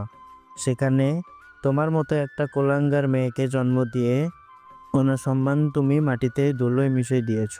তোমাকে আজকে এই ভার্সিটি থেকে বের করার ব্যবস্থা করছি। তোমার সাহস হয় কি করে? তুমি একটা অসহায় ছেলেকে এভাবে রক্তাক্ত করে ভার্সিটির মাঠে ফেলে রেখেছ। এর শাস্তি তোমাকে পেতে হবে, আর এর শাস্তি একটাই, তোমাকে ইউনিভার্সিটি থেকে বের করে দেয়া হবে। তুমি ভার্সিটিটাকে একটা সার্কাসে পরিণত করেছ। তোমার নামে শুধু ছাত্রছাত্রীগুলো নয়, এখানকার শিক্ষকগুলো অভিযোগ করেছে। প্রিন্সিপালের মুখে এরকম কথা শুনে রেগে যায় নিজুম। আর তার চেয়েও বড় কথা হচ্ছে নিজুমের গায়ে হাত দিয়েছে প্রিন্সিপাল। আজ পর্যন্ত কেউ নিজুমের গায়ে হাত দেয় নাই, তাই নিজুম রেগে গিয়ে নিজের কোমর থেকে বন্দুক বের করে প্রিন্সিপালের কপাল বরাবর চেপে ধরে, যেন টিগারের চাপ দিলেই বন্দুকের গরম বুলেট এসে কপাল ভেদ করে দেওয়ালে গেঁথে যাবে আর প্রিন্সিপাল মাটিতে লুটিয়ে পড়বে। হঠাৎ করে নিজুমের হাত থেকে বন্দুক আর মুখে সিগারেট দেখে ভয়ে কয়েক পিছিয়ে যায় শিক্ষক ও ছাত্রীগুলো। রক্তমাখা চোখ নিয়ে বন্দুকটা কপালে ঠেকিয়ে নিজুম তাকিয়ে আছে চোখে চোখ রেখে প্রিন্সিপালের দিকে। প্রিন্সিপাল ভয়ে কয়েক ঢোক গিলে খায়। নিজুম বলে ওঠে, তোর সাহস হয় কি করে তোর মতো একটা 2 টাকার ভার্সিটির প্রিন্সিপাল কিনা আমার গায়ে হাত দেয়? যেখানে আমার বাবা মা আমার গায়ে হাত দেওয়া তো দূরের কথা, আমার সাথে উঁচু গলায় কথা বলে না, সেখানে তুই আমার গায়ে হাত দিয়েছিস। আজকে তোর হাত ভেঙে ফেলবো। এই বলে যখনই প্রিন্সিপালের গায়ে হাত দিতে যাবে নিজুম, তখনই পেছন থেকে তার সঙ্গী সাথীগুলো তাকে টেনে ধরে, প্রিন্সিপালকে সরিয়ে নেয়। বাকি শিক্ষকগুলো প্রিন্সিপালের ভয়ে হাঁপাতে থাকে। অনেকগুলো দম নিয়ে প্রিন্সিপাল এবার বলে ওঠে হুঙ্কার ছেড়ে, তোমার সাহস হয় কি করে? তুমি আমার গায়ে হাত দাও। নিজুম, আমাকে বন্দুকের ভয় দেখাও, আমিও দেখি তুমি এই ভার্সিটিতে কতদিন টিকতে পারো। তোমার অহংকার ধুলোর সাথে মিশে যাবে। এমন সময় অ্যাম্বুলেন্স গাড়ির শব্দ চারিদিকে তাকিয়ে দেখতে পায় অ্যাম্বুলেন্স এসেছে। অ্যাম্বুলেন্স সবাই মিলে নাবিলকে তুলে দেয়। নিজুমের রাগ এখনো কমেনি। সিগারেট খেতে খেতে ফুল স্পিডে বাইক চালিয়ে ভার্সিটি থেকে বেরিয়ে পড়ে নিজুম। অপারেশন চলছে, রাত 10টা বাজে। ভার্সিটির ব্যাপারটা নিয়ে এখনও রেগে আছে নিজুম। অন্যদিকে পুলিশ অফিসারগুলো হন্য করে খুঁজে বেরিয়েছে সেই হ্যাকার আর খুনিকে। ওসি আনামিল বলে ওঠে, ইমন, আমার মাথায় এখনও ঢুকছে না এই হ্যাকার এই অসহায় মেয়েগুলোর জীবন নিয়ে কেন খেলছে। সে তো চাইলেই এই মেয়েগুলোর জীবন বাঁচাতে পারতো, কিন্তু মেয়েগুলো মরতে কেন বলছে? তা এখনও আমার মাথায় ঢুকছে না, তবে আমি 24 ঘন্টায় সেখানে বসে রেখেছি আমার বাকি কর্মকর্তাগুলোকে, যারা সব সময় লোকেশন ট্র্যাক করতে থাকে হ্যাকারের। তবে আমাকে আরেকটা বিষয় খুব ভাবাচ্ছে, সেটা মেয়েগুলো না হয় তাদের গোপন ভিডিও ভাইরাল করে ভয় দেখিয়ে তাদেরকে আত্মহত্যা করতে বাধ্য করেছে, কিন্তু ল্যাম্পপোস্টে যে লাশগুলো ঝুলিয়ে দিয়েছিল, লাশটাকে এসে এটা কী কারণে? আমিও তো বুঝতে পারছি না ইমন, সে এইসব কি হচ্ছে, আমার সব কিছু মাথার উপর দিয়ে যাচ্ছে। তবে তুমি 304 নম্বর কেস ফাইলটা বের করো, সেখানে কিছু তথ্য হলেও পেতে পারি। ঠিক আছে স্যার, আনছি। এরপর তারা কেস ফাইলটা আনতে চলে যায় হসপিটালের কেবিনে। এখনও অপারেশন চলছে, আর কেবিনের বাইরে প্রায় কয়েকশো ছেলেপুলে একত্রিত হয়েছে। হসপিটালের বাইরে এতগুলো ছেলেপুলেকে দেখে হসপিটাল কর্তৃপক্ষ সহ সাধারণ জনগণ হিমশিম খেয়ে গেছে। শুধু হসপিটালের ভেতরে নয়, এমনকি হসপিটালের বাইরেও, এমনকি হসপিটালের ছাদেও অসংখ্য ছেলেপুলে, যাদের হাতে আছে লাঠি, সোটা এবং দেশীয় অস্ত্র। ভেতরে থাকা ডাক্তার সাহেব বেরিয়ে আসে, এমন তার সামনে গিয়ে ফ্রেম দাঁড়ায় আর বলে ওঠে, ডাক্তার সাহেব, ভাইয়ের এখন কি অবস্থা? ভাই এখন কেমন আছে? আর ওনার এই অবস্থা কি করে হলো? ডাক্তার কেবিনের বাইরে এসে এতগুলো ছেলেপুলেকে দেখে হিমশিম খেয়ে যায়। অবাক হয়ে চারপাশে একবার চোখ বুলিয়ে সামনে তাকিয়ে ব্যক্তিটার উদ্দেশ্যে প্রশ্ন ছুড়ে বলে ওঠে, সব তো ঠিকই আছে, কিন্তু আপনি কি? আপনাকে তো চিনতে পারলাম না। আমি রুগীর ছোট ভাই বলছি। আর এই হসপিটালের বাইরে এবং হসপিটালের ভেতরে যেসব ছেলে পেলে দেখছেন, এগুলো সব ভাইয়ের সিকিউরিটি। আর ভাইয়ের জন্য এসব সিকিউরিটির ব্যবস্থা করা হয়েছে। এই ছেলেটাকে দেখতে তো সাধারণ একটা ছেলে, আর তার জন্য কিনা এতগুলো সিকিউরিটি। আরে দেশের প্রধানমন্ত্রীর জন্য তো এত রকম সিকিউরিটি সিস্টেম তৈরি করা হয় না, সেখানে কিনা একটা সাধারণ ছেলের জন্য এত অসাধারণ একটা সিকিউরিটির কিসের জন্য? ভাই কোনো সাধারণ মানুষ নয়, তিনি অসাধারণ মানুষ। সেটা হয়তো কোনো দেশের প্রধানমন্ত্রীর জন্য সিকিউরিটি দেওয়া হয় না, কিন্তু ভাইয়ের জন্য শুধু মানুষ নয়, হাজার হাজার মানুষ সিকিউরিটি দিতে রাজি। কিন্তু কে এই ছেলেটা? তার পরিচয় কি? আন্ডারওয়ার্ল্ডের শীর্ষ মাস্তান এবং সাইবার ওয়ার্ল্ডের top hacker the Nabil Chowdhury, যার পরিচয় আজ পর্যন্ত কেউ জানে না।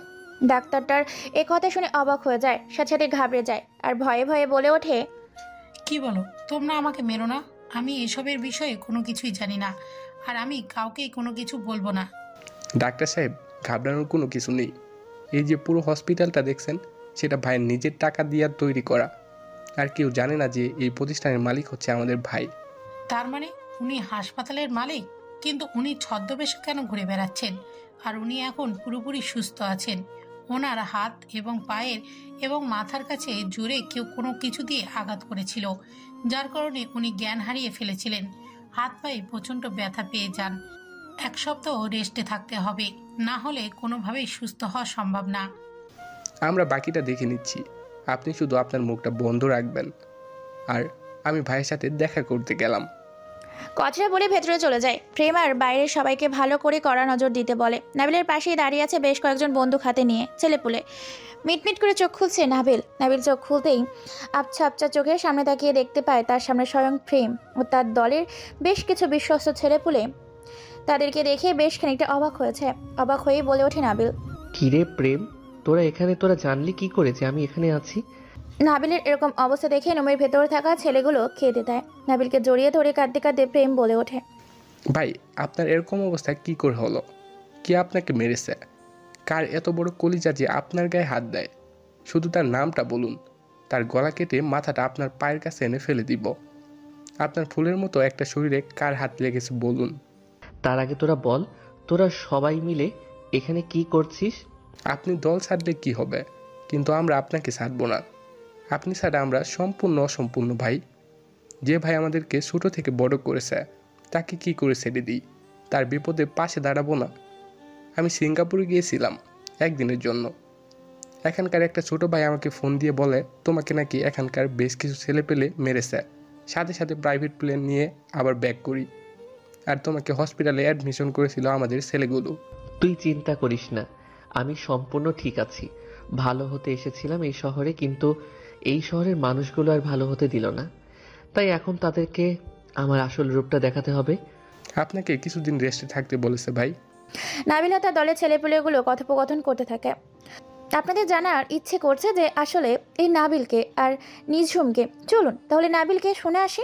নাবিল হচ্ছে ছদ্মবেশী আন্ডারওয়ার্ল্ডের একজন হায়না, যাকে সবাই এক নামে চেনে, গডফাদার। সাথে হ্যাকার জগতের হ্যাকার মাস্টার। যেমন সে মানুষের জীবন আল্লাহ তাআলার অশেষ কৃপায় রক্ষা করে, ঠিক তেমনই সে মানুষকে নির্মমভাবে হত্যা করে। নাবিল হচ্ছে আমেরিকার একজন খ্যাতিপূর্ণ ডাক্তার, যার বড় বড় দেশগুলোতে অনেক নাম ডাক রয়েছে। কিন্তু ছোট্ট একটা কারণে সে আন্ডারওয়ার্ল্ডের গডফাদার হয়ে ওঠে হ্যাকারদের জগতের হ্যাকার মাস্টার। তার জীবনের ভয়ানক অতীতটাকে অন্ধকারে ঠেলে দিয়েছিল। অন্ধকার জগৎ থেকে খুব কষ্ট করে নিজেকে বের করে এনেছে আন্ডারওয়ার্ল্ডের গডফাদার আর হ্যাকার জগতের হ্যাকার মাস্টার। নাবিল দেখতে অসম্ভব সুন্দর, উজ্জ্বল ফর্সার গায়ের রং, 6 ফুট 5 ইঞ্চি, বেশ স্বাস্থ্যকর না হলেও একদম ফিটফাট। নাবিলের একটা অতীত রয়েছে যা এখানেই পড়ে শোনানো হবে। আর নিজম হলো কোটিপতি বাবার একমাত্র মেয়ে, যার কোটি কোটি টাকা, দেশ ভিজেছে হাজার হাজার বিজনেসদের সাথে ওঠা বসা, যার কারণে মেয়েকে সময় না দিতে পেরে আজকে মেয়ে বকাটে হয়ে গেছে, কাউকে সম্মান করে না। যেমন সুন্দর তেমনই বচাত, ভীষণ ভয়ঙ্কর। গরিব দুঃখী বড়লোক কাউকে এসে মেনে চলে না, নিজের মতো নিজের রাস্তায় চলে। কেউ তার সামনে গলা উঁচিয়ে কথা বলে শরীর থেকে মাথা ফেলে দিতে রাতারাতি তাকে গুম করে ফেলে। কেউ আর তার খোঁজ পায় না। এতটাই হিংস্র আর ভয়ানক এই নিঝুম। নিজম এখনও রেগে আছে। নাইট ক্লাবে বসে বন্ধুদের সাথে একের পর এক দেশি বিদেশি মদ খেয়ে চলেছে। মা বাবা তাকে সময় দিতে পারে না। বাবা মার সঙ্গ না পেয়ে নিজম পুরোপুরি মাস্তান হয়ে উঠেছে। পুলিশ থেকে শুরু করে সবাই তাকে ভয় পায়। অন্যদিক থেকে নাবিল এই পথে আসার জন্য একটা কারণ ছিল। কারণটা ছিল ভালোবাসা। এই পৃথিবীতে যতজন মানুষ ব্যর্থ হয়েছে, ম্যাক্সিমাম মানুষ ভালোবাসার কাছে হেরে গিয়েছে, নিজের জীবনটাকে অন্ধকারে ঠেলে দিয়েছে। ঠিক নাম, খ্যাতি, টাকা পয়সা, ধন সম্পদ থাকা সত্ত্বেও নাবিলের জীবনটা ধ্বংস হয়ে গেছে শুধুমাত্র একটি মেয়ের জন্য। যে মেয়েটার জন্য সে তার অন্ধকার জগৎ বেছে নিতে বাধ্য হয়েছে। মেয়েটির নাম ছিল মেঘলা। যখন আমেরিকায় পড়াশোনা শেষ করে নিজের বাবার হসপিটালে জব করতো নাবিল, তখন সেখানে পরিচয় হয় মেঘলার সাথে। মেঘলা দেখতে অসম্ভব সুন্দর, যেন দানা কাটা পরি। বিদেশি মেয়েগুলো এমনিতে দেখতে অনেক সুন্দর, তারপর একটা ক্রাশ।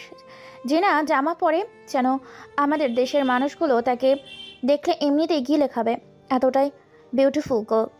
তাদের দুজনের সেদিন পরিচয় হয়েছিল একটা ক্রিমিনাল অপারেশন করতে গিয়ে। অপারেশনটা সাকসেসফুল হয় শুধুমাত্র দুজনের জন্য, আর তাদের জীবনের এই প্রথম এবং সিরিয়াস একটা ক্রিটিক্যাল অপারেশন ছিল। মেঘলা বলে ওঠে সে সময়, স্যার আজকের অপারেশনটা সত্যি অনেক হার্ড ছিল, কিন্তু আমরা যে সাকসেস হতে পেরেছি এটাই অনেক। সত্যি মিস মেঘলা, অপারেশনটা আল্লাহর অশেষ কৃপায় আজকে সাকসেস হয়েছে। আপনার কিন্তু এটাতে অনেক ভূমিকা রয়েছে। ধন্যবাদ স্যার প্রশংসা করার জন্য। চলুন আজকে কোনো রেস্টুরেন্টে খেয়ে আসি। ঠিক আছে স্যার, চলুন। অনেকদিন ধরে বাইরে ঘুরতে যাওয়া হয় না, খাওয়া দাওয়া হয় না। চলুন। তারপর তারা আমেরিকায় একটা নামি দামি রেস্টুরেন্টে প্রবেশ করে, সেখানে অনেক খাওয়া দাওয়া করে আনন্দ করে, তারপর নিজ নিজ বাড়ির উদ্দেশ্যে চলে যায়। এইভাবে দেখতে দেখতে বেশ কিছুদিন কেটে যায়। নিজেদের মধ্যে সম্পর্কের বাঁধন আরও শক্ত হতে থাকে। ধীরে ধীরে ফোনে কথা বলা শুরু হয়, আস্তে আস্তে একে অপরের ভালোবাসার রূপে রূপান্তরিত হয়। আমেরিকার একটি দামি রেস্টুরেন্টে অপেক্ষা করছে নাবিল। এমন সময় সামনে তাকিয়ে দেখতে পায় অসম্ভব সুন্দর উজ্জ্বল ফর্সা, দুধে আলতা গায়ের রং, পরনে জিন্স প্যান্ট, টি শার্ট, চুলগুলো স্টাইলিশ করে খোপা করে দামি হিল জুতা, ভাই হেঁটে গুটি গুটি পায়ে নাবিলের সামনে এসে বসে পড়ে একটি মেয়ে। মুচকি এসে বলে ওঠে, হ্যাঁ বল, কি বলার জন্য তুমি এত তাড়াতাড়ি আমাকে এখানে ডেকে আনলে নাবিল? মেঘলা, তোমাকে এখানে আমি একটা বিশেষ কারণে ডেকেছি। আমি বলতে চাই আমি তোমাকে ভালোবাসি। তোমার সাথে একসাথে কাজ করতে করতে কখন যে তোমাকে আমি আমার নিজের মনের গহীনে জায়গা দিয়ে দিয়েছি তা নিজেও জানি না। বারবার আমার অস্তিত্ব জানান দিচ্ছে যে তোমাকে ভালোবেসে ফেলেছি, তোমাকে যে আমার চাই। তুমি কি হবে আমার? বানাবে কি তোমার চলার পথের সঙ্গী এই অসহায় অবুঝ মানুষটাকে? মেঘলা কি করবে বুঝতে পারে না। মেঘলা মনে মনে ভীষণ খুশি, কারণ তার স্বপ্ন পূরণ হয়েছে এত সহজে হয়ে যাবে সে ভাবতে পারেনি। মনে মনে ভীষণ খুশি মেঘলা তাড়াহুড়ো করে বলে ওঠে, এই ছোট্ট একটা কথা বলতে এতদিন লেট করলে? তোমার জন্য তো কত কাজ আমার পিছিয়ে গেল। বলতে ভয় করছিল যদি তুমি আমাকে ফিরিয়ে দিতে, কিন্তু তোমার কি কাজ আছে? না, তেমন কোনো কাজ নেই। আমিও তোমাকে ভালোবাসি, তুমি না বললে আমি তোমাকে বলতাম। আচ্ছা, কিছু খাবার অর্ডার দিই। তারপর নাবিল বেশ দামি দামি অনেক খাবার অর্ডার করে। তারপর তারা খাওয়া দাওয়া করে পার্টিতে জয়েন করে। তারপর নাচ গান হই হুল্লোড় অনেক করে। এরপর তারা বাড়িতে চলে যায়। দেখতে দেখতে একটা বছর কেটে যায়। এই একটা বছরে ধীরে ধীরে মেঘলার পরিবর্তন হতে শুরু করেছে। এখন এসে আগের মতো সময় দেয় না নাবিলকে। নাবিল এটা ভালো করেই বুঝতে পারছে, কিন্তু কোনো কিছুই করতে পারে না। তাকে ফোন দিলে ফোন রিসিভ করে না, তার সাথে দেখা করতে চাইলে দেখা করে না। নাবিল ধীরে ধীরে পাগলের মতো হয়ে যেতে শুরু করে। সে বুঝতে পারে না তার সাথে মেঘলা এমন কেন করছে। হাসপাতালের কেবিনে বসে কিছু ফাইল দেখছে, রোগীগুলোর ক্রিটিক্যাল অবস্থা। এমন সময় টেবিলে থাকা ফোনটা বেজে ওঠে। ফোনটা রিসিভ করতেই ওপাশ থেকে ব্যক্তিটা মৃদু কণ্ঠে বলে ওঠে, হ্যালো নাবিল, তুই কোথায় আছিস? তোকে একটা ভিডিও পাঠাচ্ছি। তুই তো আমার কথা বিশ্বাস করিস না। তোকে বলেছিলাম যে মেঘলা তোর জন্য পারফেক্ট নয়, সে তোকে স্বার্থের জন্য ভালোবাসে, কিন্তু তুই আমার কথা শুনলি না। আর তোকে একটা ভিডিও পাঠাচ্ছি, নিজেকে সামলে রাখিস। দেখার পরে যেন তুই নিজের কোনো ক্ষতি করিস না। তুই আজকে আবার শুরু করলি মেঘলার বিষয়ে এসব বলতে?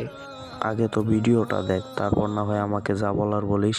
ভিডিওটা দেখার পর তুই যা বলবি আমাকে তাই শুনবো। নাবিল কোনো কথা বলে না।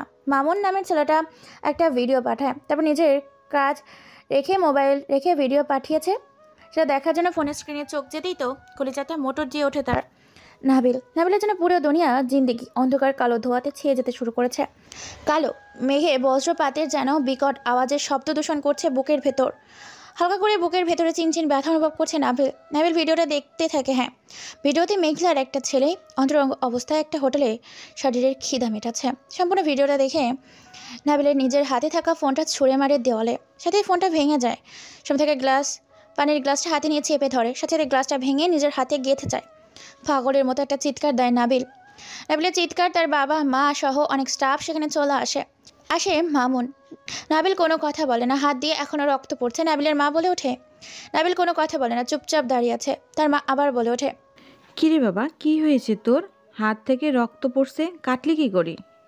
নাবিল কোনো কথা না বলে চুপচাপ দাঁড়িয়ে আছে। তার মা আবার বলে ওঠে, কিরে, তোকে কিছু প্রশ্ন করছি, তুই হাত কাটলি কি করে? কি হয়েছে বল। আন্টি, আমি বলছি, ও আর কি বলবে?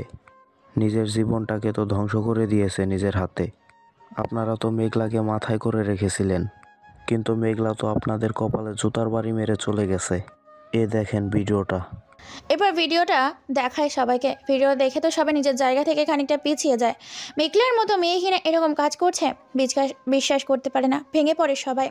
নাবিল তো নিজেকে শেষ করে দিতে চাচ্ছিল, কিন্তু অনেক কষ্টে তার মা বুঝে শুনে নাবিলকে আটকে রাখে। তার মা বলে ওঠে, বাবা, তুই আমাকে কথা দে, তুই নিজের কোনো ক্ষতি করবি না। তুই আমার একমাত্র সন্তান। ওর মতো একটা রাস্তার মেয়ের জন্য তুই কেন নিজের জীবন ধ্বংস করবি? ওর থেকে 1000 গুণ ভালো মেয়ে তোর জন্য অপেক্ষা করছে। তোর জন্য ওর থেকেও সুন্দরী গুণী একটা মেয়ে আমি এনে দিব, কথা দিচ্ছি। তবুও তুই নিজের ক্ষতি করিস না বাবা। ওর মতো একটা রাস্তার মেয়ের জন্য তুই নিজের জীবনটা কেন ধ্বংস করবি? নাবিল কোনো কথা না বলে চলে যায় নাইট ক্লাবে। সেখানে গিয়ে একের পর এক মদ খেতে থাকে। তার পেছন তার সহপাঠীও যায়। সেখানে গিয়ে দেখতে পায় মেঘলা আগে থেকেই ডান্স করছে। নাবিল মেঘলার কাছে গিয়ে পরপর বেশ একটা থাপ্পড় মারে আর বলে ওঠে, মেঘলা, তুমি এটা আমার সাথে কি করে করতে পারলে? এতটা বিশ্বাসঘাতক তুমি? তুমি আমার ভালোবাসা নিয়ে ছিনিমিনি খেললে? How dear you! তোমার সাহস হয় কি করে আমার গায়ে হাত দেয়া? আর আমি যা করেছি বেশ করেছি, ভালো করেছি। তোমার মতো একটা ছেলেকে আমি ভালোবাসবো ভাবলে কি করে? হ্যাঁ, আমি তো শুধু তোমাদের এই হাসপাতালটাকে নিজের দখলে নেওয়ার জন্য তোমার সাথে ভালোবাসার অভিনয় করেছি, আর খুব শীঘ্রই তোমাদের ওখান থেকে বের করব, মাইন্ড ইট। কথাটা বলে চলে যায় মেঘলা। নাবিল একের পর এক মদ খেতে থাকে। এক পর্যায়ে মামুন এসে বলে ওঠে, নাবিল, আমি তোর বন্ধু, আমি চাই না তোর ক্ষতি হোক। প্লিজ, তুই আর মদ খাস না, নিজেকে শেষ করে দিস না এভাবে।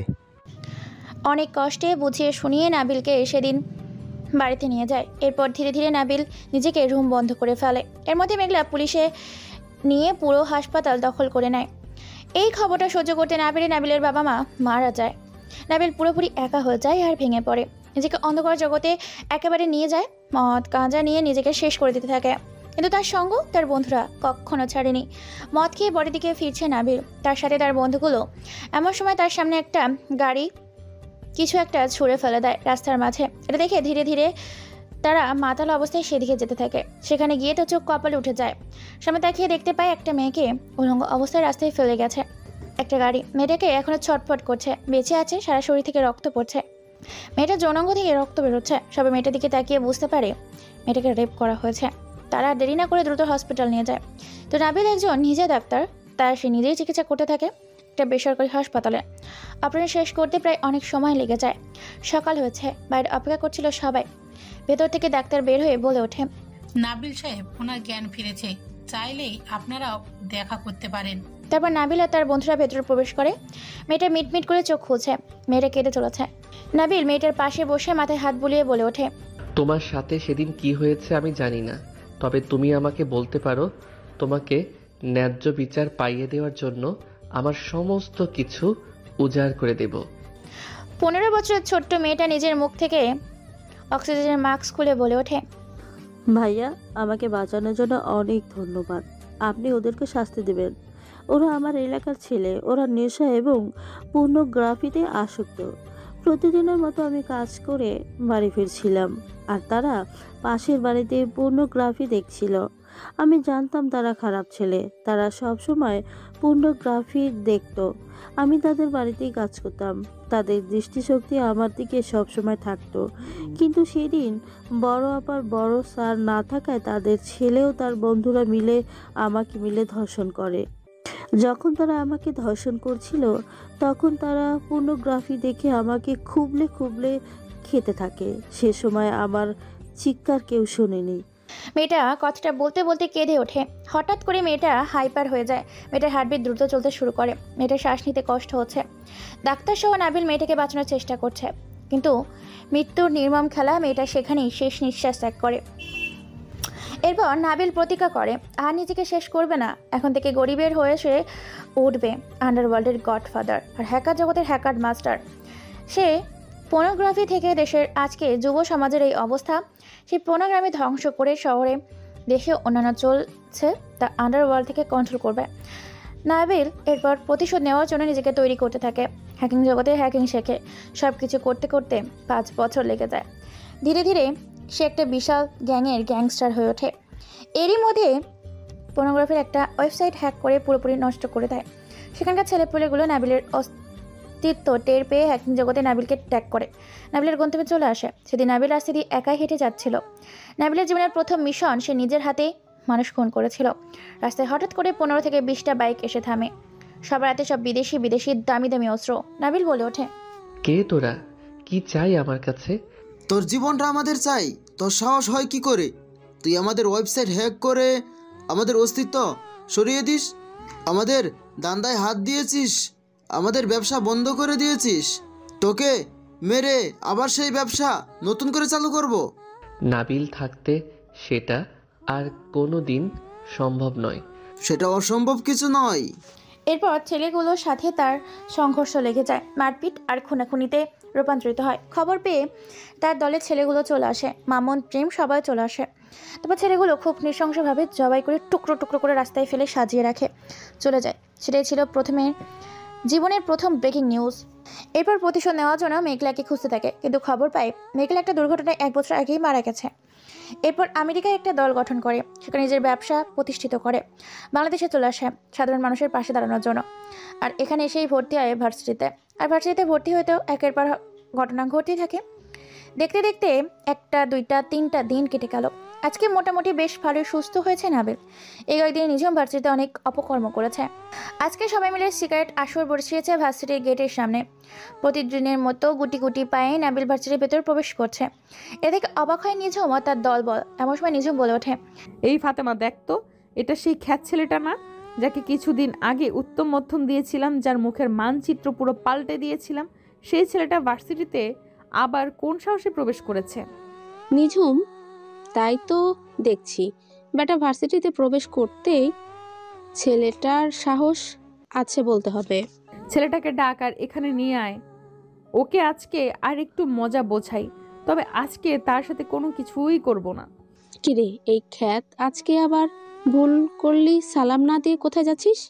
গেটের সামনে যে আমরা দাঁড়িয়ে আছি, এটা কি তুই চোখে দেখতে পাসনি? নাবিল বোঝা যায় তাকে ডাকছে, কারণ এই পুরো ভার্সিটিতে শুধুমাত্র তাকেই খ্যাত বলে ডাকে। পিছনে ঘুরে তাকিয়ে দেখতে পায় তারা সিগারেট হাতে নিয়ে আড্ডা দিচ্ছে। তাদের কথায় কোনো জবাব নিয়ে সামনে এগিয়ে যায়। এদিকে অবাক হয়ে যায় তারা সকলে। নিঝুম রেগে যায়। ততক্ষণে চলে এসেছে মাঠের মাঝ বরাবর নাবিল। এদিকে নিঝুম বলে ওঠে, এই শ্রাবণ, সুমন, রাব্বু, বকুল, তোরা গিয়ে জানোয়ারটাকে এখানে ধরে আন। ওর সাহস কি করে হয় আমাদের কথার অবাধ্য হয়? তারা 4 জন পেছন পেছন যেতে থাকে। নাবিল সবে মাত্র সামনে পা বাড়িয়েছে, আমার সময় পেছন থেকে কেউ একজন টেনে ধরে। পেছন ঘুরে দেখতে পায় রাব্বু দাঁড়িয়ে আছে। কোনো কথা ছাড়াই রাব্বু নাবিলের রাগ বরাবর মারে এক ঘুষি। ঘুষি খেয়ে নাবিল কিছুটা দূরে পিছিয়ে যায়। নাবিলের নাক থেকে রক্ত বের হয়ে যায়। রাব্বু বলে ওঠে, শালা খেত গাইয়া, আবাল কোথাকার, তোর সাহস হয় কি করে তুই আমাদের কথার অবাধ্য হস? তোর ভালোর জন্য বলছি, আমার কলারটা ছেড়ে দে যদি বাঁচতে চাস তো।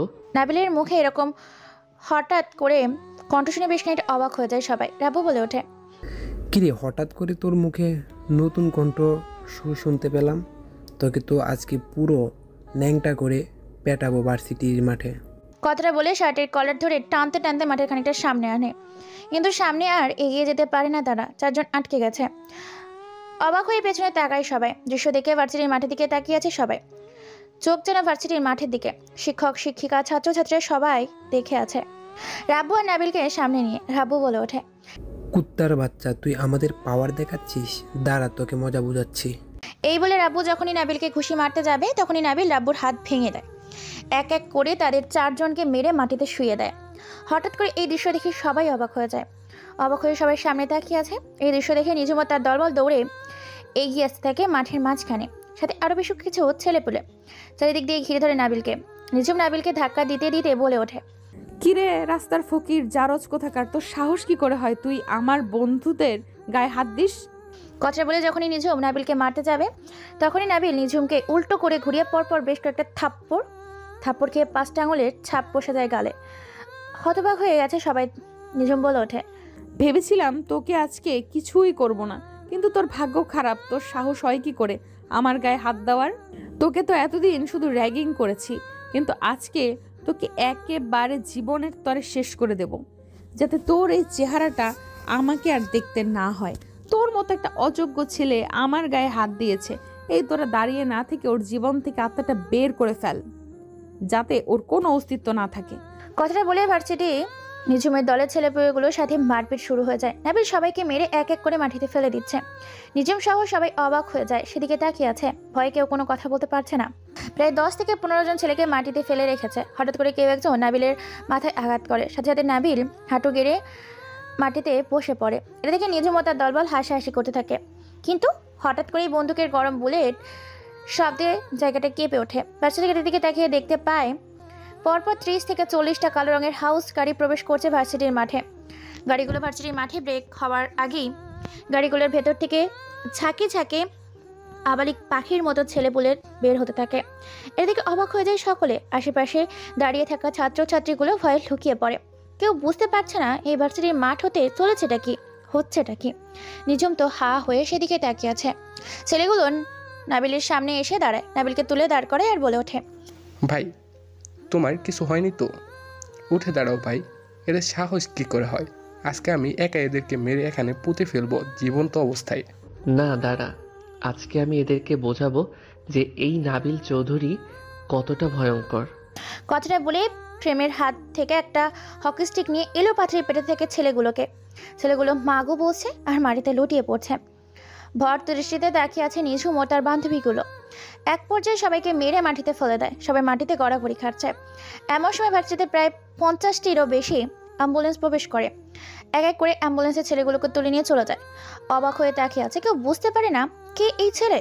নাবিল বলে ওঠে চিৎকার করে, হ্যাঁ, আমি হলাম আন্ডারওয়ার্ল্ডের গডফাদার।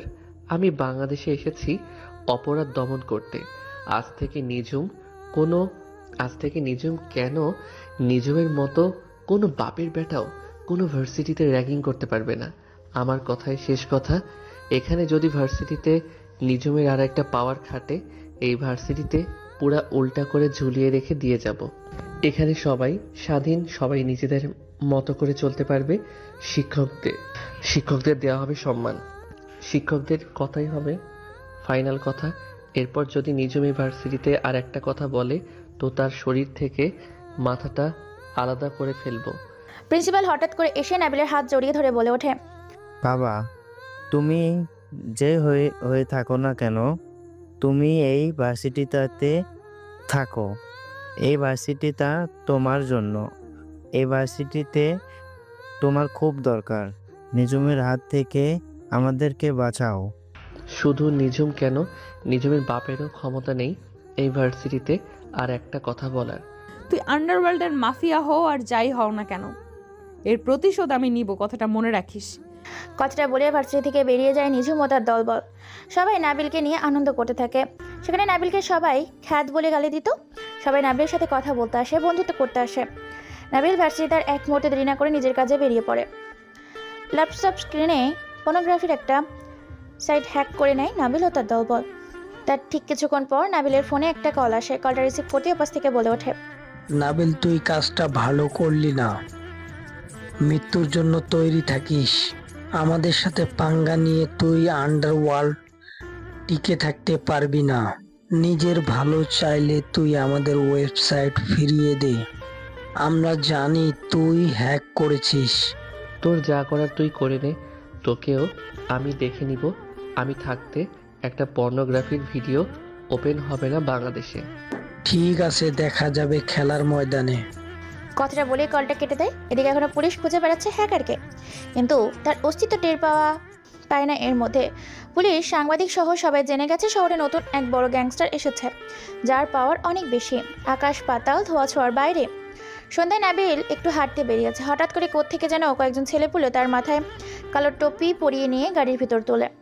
মিটপিট করে চোখ খুলছে নাবিলের চোখ খুলতে দেখতে পায় তার হাত পা বাঁধা চেয়ারের সামনে।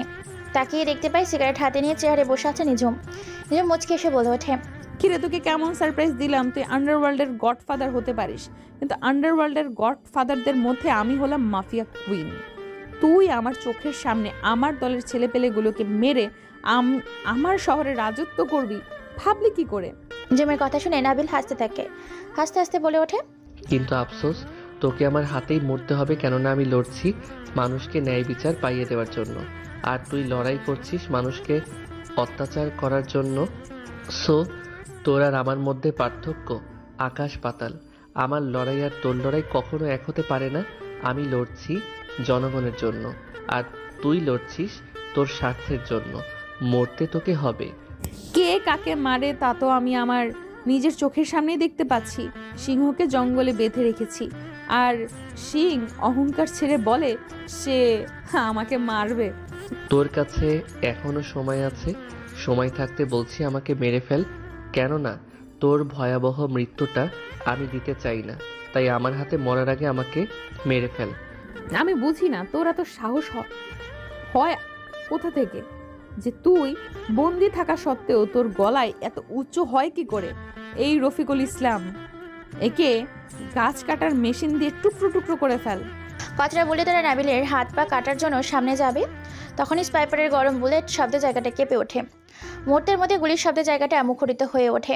মাত্র 10 সেকেন্ডে জায়গাটার সামনে তাকিয়ে দেখতে পাই সব কয়টা ছেলে রক্তে রঞ্জিত হয়ে মাটিতে পড়ে আছে। এটা দেখে আতঙ্কে চমকে ওঠে নিঝুম।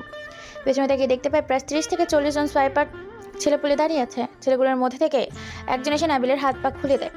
সাথে সাথে নাবিল সিংহের মতো গর্জন ছেড়ে নিজের গলা চেপে ধরে দেওয়ালের সাথে বলে ওঠে, তোকে বলেছিলাম সময় থাকতে মেরে ফেলতে, কিন্তু তুই আফসোস, মরতে তোকে এখন হবে।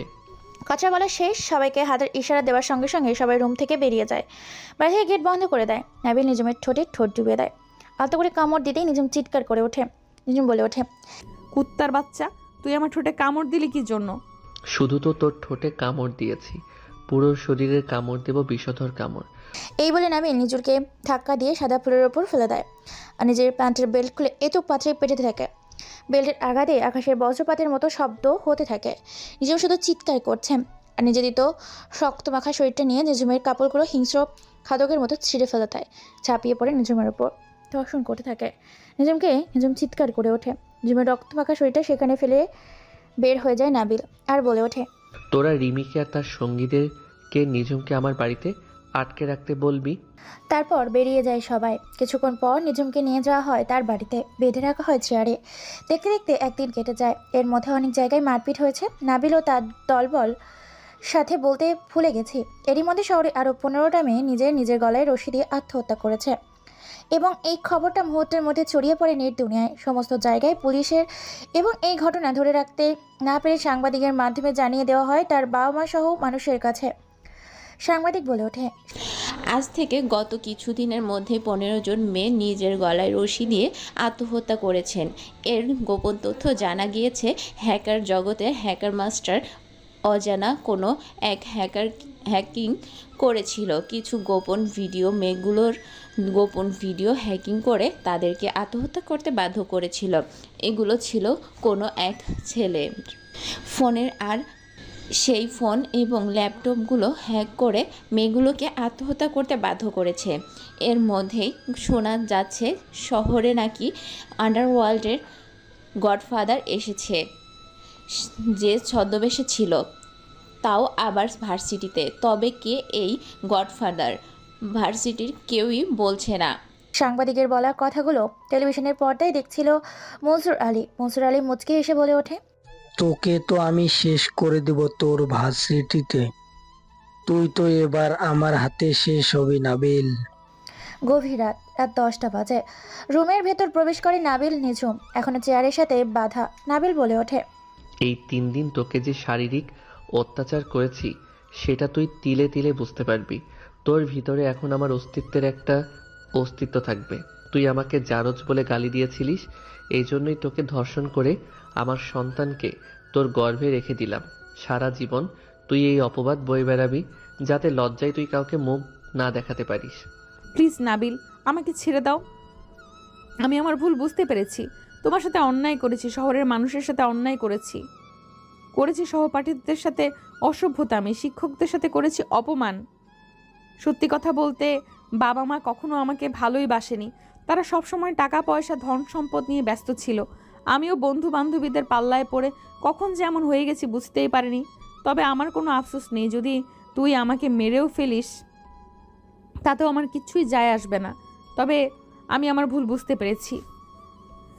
যদি এখান থেকে বেঁচে ফিরতে পারি তবে মানুষের ভালো করব, তো ক্ষতি করব না। তোকে ছেড়ে দিব, মারবো না, তবে আরেকটু তোকে শিক্ষা দিব। কথাটা বলে নাবিল নিঝুমকে আবারও খাটে ফেলে দিয়ে শারীরিক অত্যাচার করতে থাকে। আজকে নাবিল বেশ অবাক হয়েছে, কারণ নিঝুম নিজে থেকেই তার সঙ্গ দিচ্ছে। যেখানে প্রতিদিন তাকে জোর করে ধর্ষণ করত, সেখানে সে আজ নিজে থেকেই তার সঙ্গে সম্পর্কে জড়িয়েছে। খাটে ঘুমিয়েছে দুজন। সকাল হয়, নাবিল ঘুম থেকে উঠে ফ্রেশ হয়ে নিঝুমকে ফ্রেশ হওয়ার জন্য সুযোগ দেয়। এদিকে নিঝুমের পরিবার এই 3 দিন নিঝুমকে অনেক খুঁজেছে, কিন্তু কোথাও পায়নি। শেষে ব্যর্থ হয়ে খোঁজের মাধ্যমে জানতে পারে শহরে আন্ডারওয়ার্ল্ডের গডফাদার ওনার মেয়েকে তুলে নিয়ে গেছে। বিজনেসের ক্ষেত্রে আলী সাহেব আন্ডারওয়ার্ল্ডের গডফাদার নাবিল চৌধুরীকে চেনে, তাই নিশ্চিত হয়ে নিজের মেয়েকে আর খুঁজতে যায়নি। নিঝুমকে নিয়ে বাড়ি থেকে বেরিয়ে যায় নাবিল সহ 10টা গাড়ি। ভার্সিটির মাঠে একসাথে 10টা গাড়ি প্রবেশ করে। গাড়ির জানলা খুলে দিতেই নাবিল আর নিঝুম বের হয়ে আসে। সবাই অবাক হয়ে সেদিকে তাকিয়ে আছে। নিঝুমকে দেখে সবাই অবাক হয়। নিঝুমের দিকে তাকিয়ে আছে, কারণ নিঝুম আগে থেকে অনেক শুকিয়ে গেছে, মুখে কালো দাগ বসে গেছে। নাবিল বলে ওঠে, আজ থেকে নিঝুম এই ভার্সিটিতেই থাকবে, তোমাদের মতো সাধারণ মানুষ হয়ে জীবনযাপন করবে এবং তোমাদের কাছে ক্ষমা চাইবে। এমন সময় নিঝুম প্রিন্সিপালের পা জড়িয়ে ধরে বলে ওঠে, স্যার, আমাকে ক্ষমা করে দিন, আমার ভুল হয়ে গেছে। আমি আপনাদের সাথে অনেক অসভ্যতামি করেছি। আমি কথা দিয়েছি আমি বেঁচে থাকতে আমি আর কোনো দিন কারোর সাথে খারাপ ব্যবহার করব না।